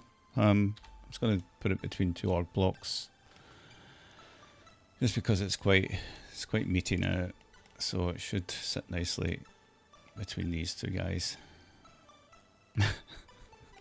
Celebration now, come on. Stupid naming. So they'll warn users not to put spaces in it, or I'll just auto add underscores. I think I'll just auto add underscores because it just makes sense. And I'd done it before and I thought I'd fixed it, but I never got around to fixing it. And my brain was like, yeah, but that should just work. So, okay, I've organised some things and then I'll send this your way because I need to finish now. So the wifey's coming back, but I'm so happy. I'll pop this into Discord like now. Stream 28 June. Yeah, it'll be just an updated version of that last one. Yeah, I'll delete that one and add this one so you can have a muck about ease. I've not changed any code or anything. Should be that one. So now you can make your own platformer maps and yeah, go to town with the meta system. That should just work now. You can just, if you've got other T-checks, just throw them up there as labels and that system will work, and then put in your new entries in here in groups of 4. Again, the did I make a comment for it? I thought I did. I'll make a comment for it. So basically the rule is for data room entry, it is room in, room 2, spawn X, spawn Y.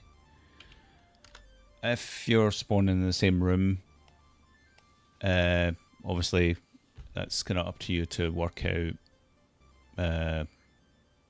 Like if you're going to a door in the same room, it's up to you to do the MSB stuff. I'm not gonna shape it that way right now, but because it adds just an extra layer of complexity, so I'll put that there, and I'll also just re-push that onto Discord.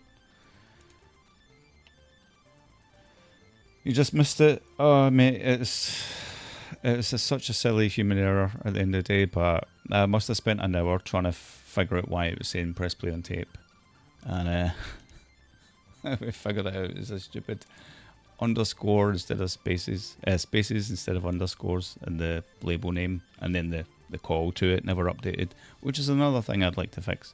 Let me just delete this one just for that, the sake of that one.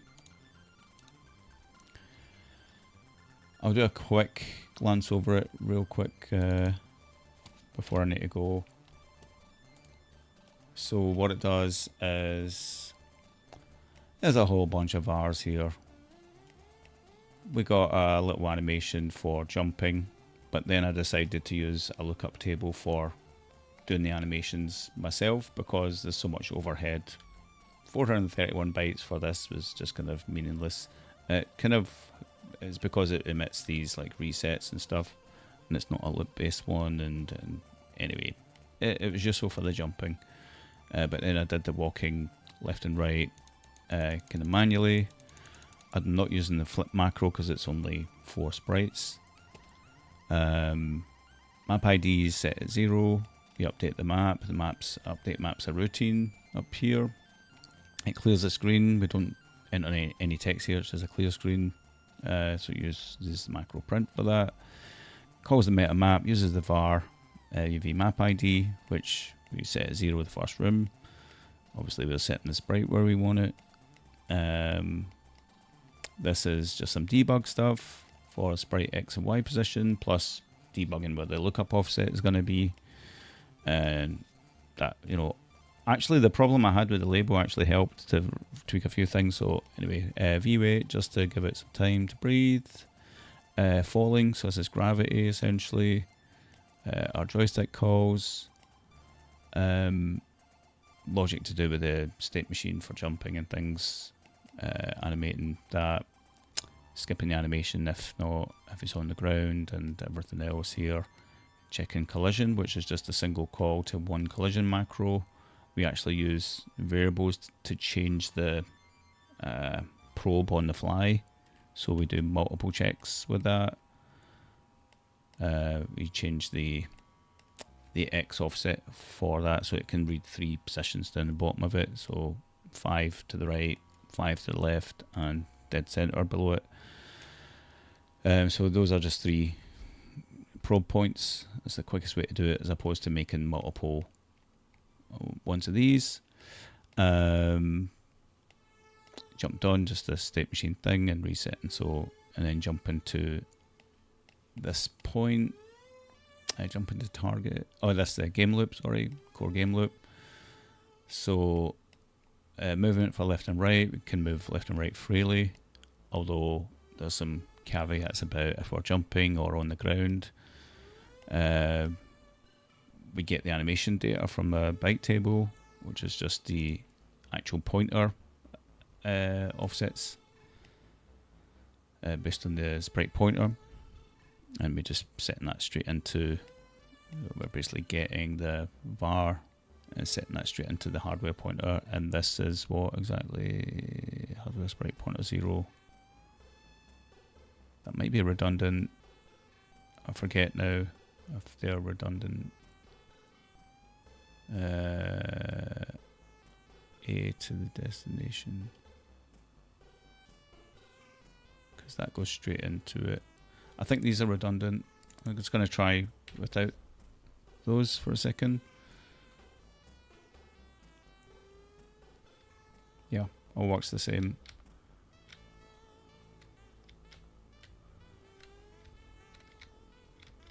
Yep, works like it should.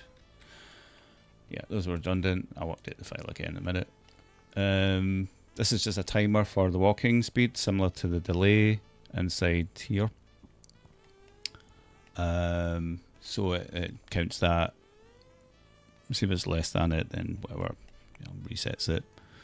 Otherwise, increases it. We do some jumps and whatnot. These are some just final labels. Upright, a similar thing if we are moving and we want to go upright diagonal, so we're not just stuck to those cardinal up, down, left, right positions. So yeah, you need to read into that. Sets as jumping, can jump. So these are state machine things. Can you jump? Are you jumping? Just to keep it all edge cased and tidy. This is just a, if you're not pressing anything, it was important to reset the sprite when you're not pressing it, and just so it was in a standing position. For example, if I take these out, what would happen is he wouldn't really go back to his 0 frame after jumping. So he sort of stood like that, and it's the same if you were walking, you sort of just stuck in the same frame when you didn't press anything. So that was important, just to reset his frame. Up left, up right, yep. Up is jumping. On ground, not equal to can skip, can jump test. I think that's right. Looking at it now, it's right. I've been at it too long today. Can't see the woods for the trees. Reset jump. Yeah, exactly what it does. Jump, return from reset. Yeah, this is a branch case, so I've had to return from where it was called from. Return, reset, jump. I should add something when you hover or do something with a node. I don't know, like click it, like go to calling points or something. Because I always feel like I'm like, oh, where's that called from? And I'm like looking for it.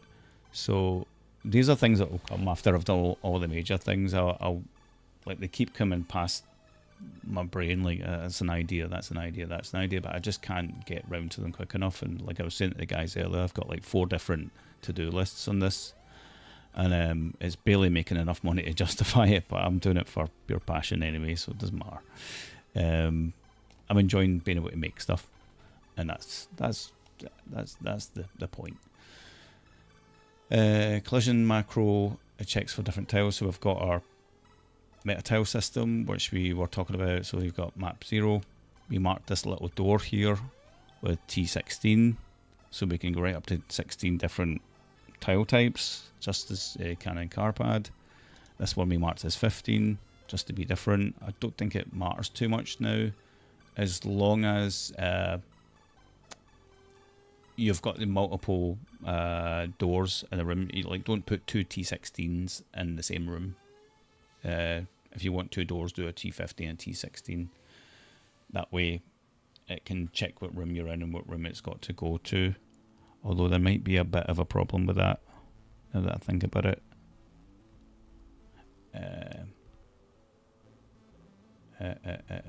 Yeah, there might be a bit of an issue with that. The way it calls this table so far, it's kind of coupling them up. So there might be another reason to do another entry with this, depending on what tile that you hit, which you can emit to a variable, which I did do earlier. So you can do door type, right? So you can emit to that. You can emit that tile that you've touched to door type, and then you can compare that with the list as well. It could get messy.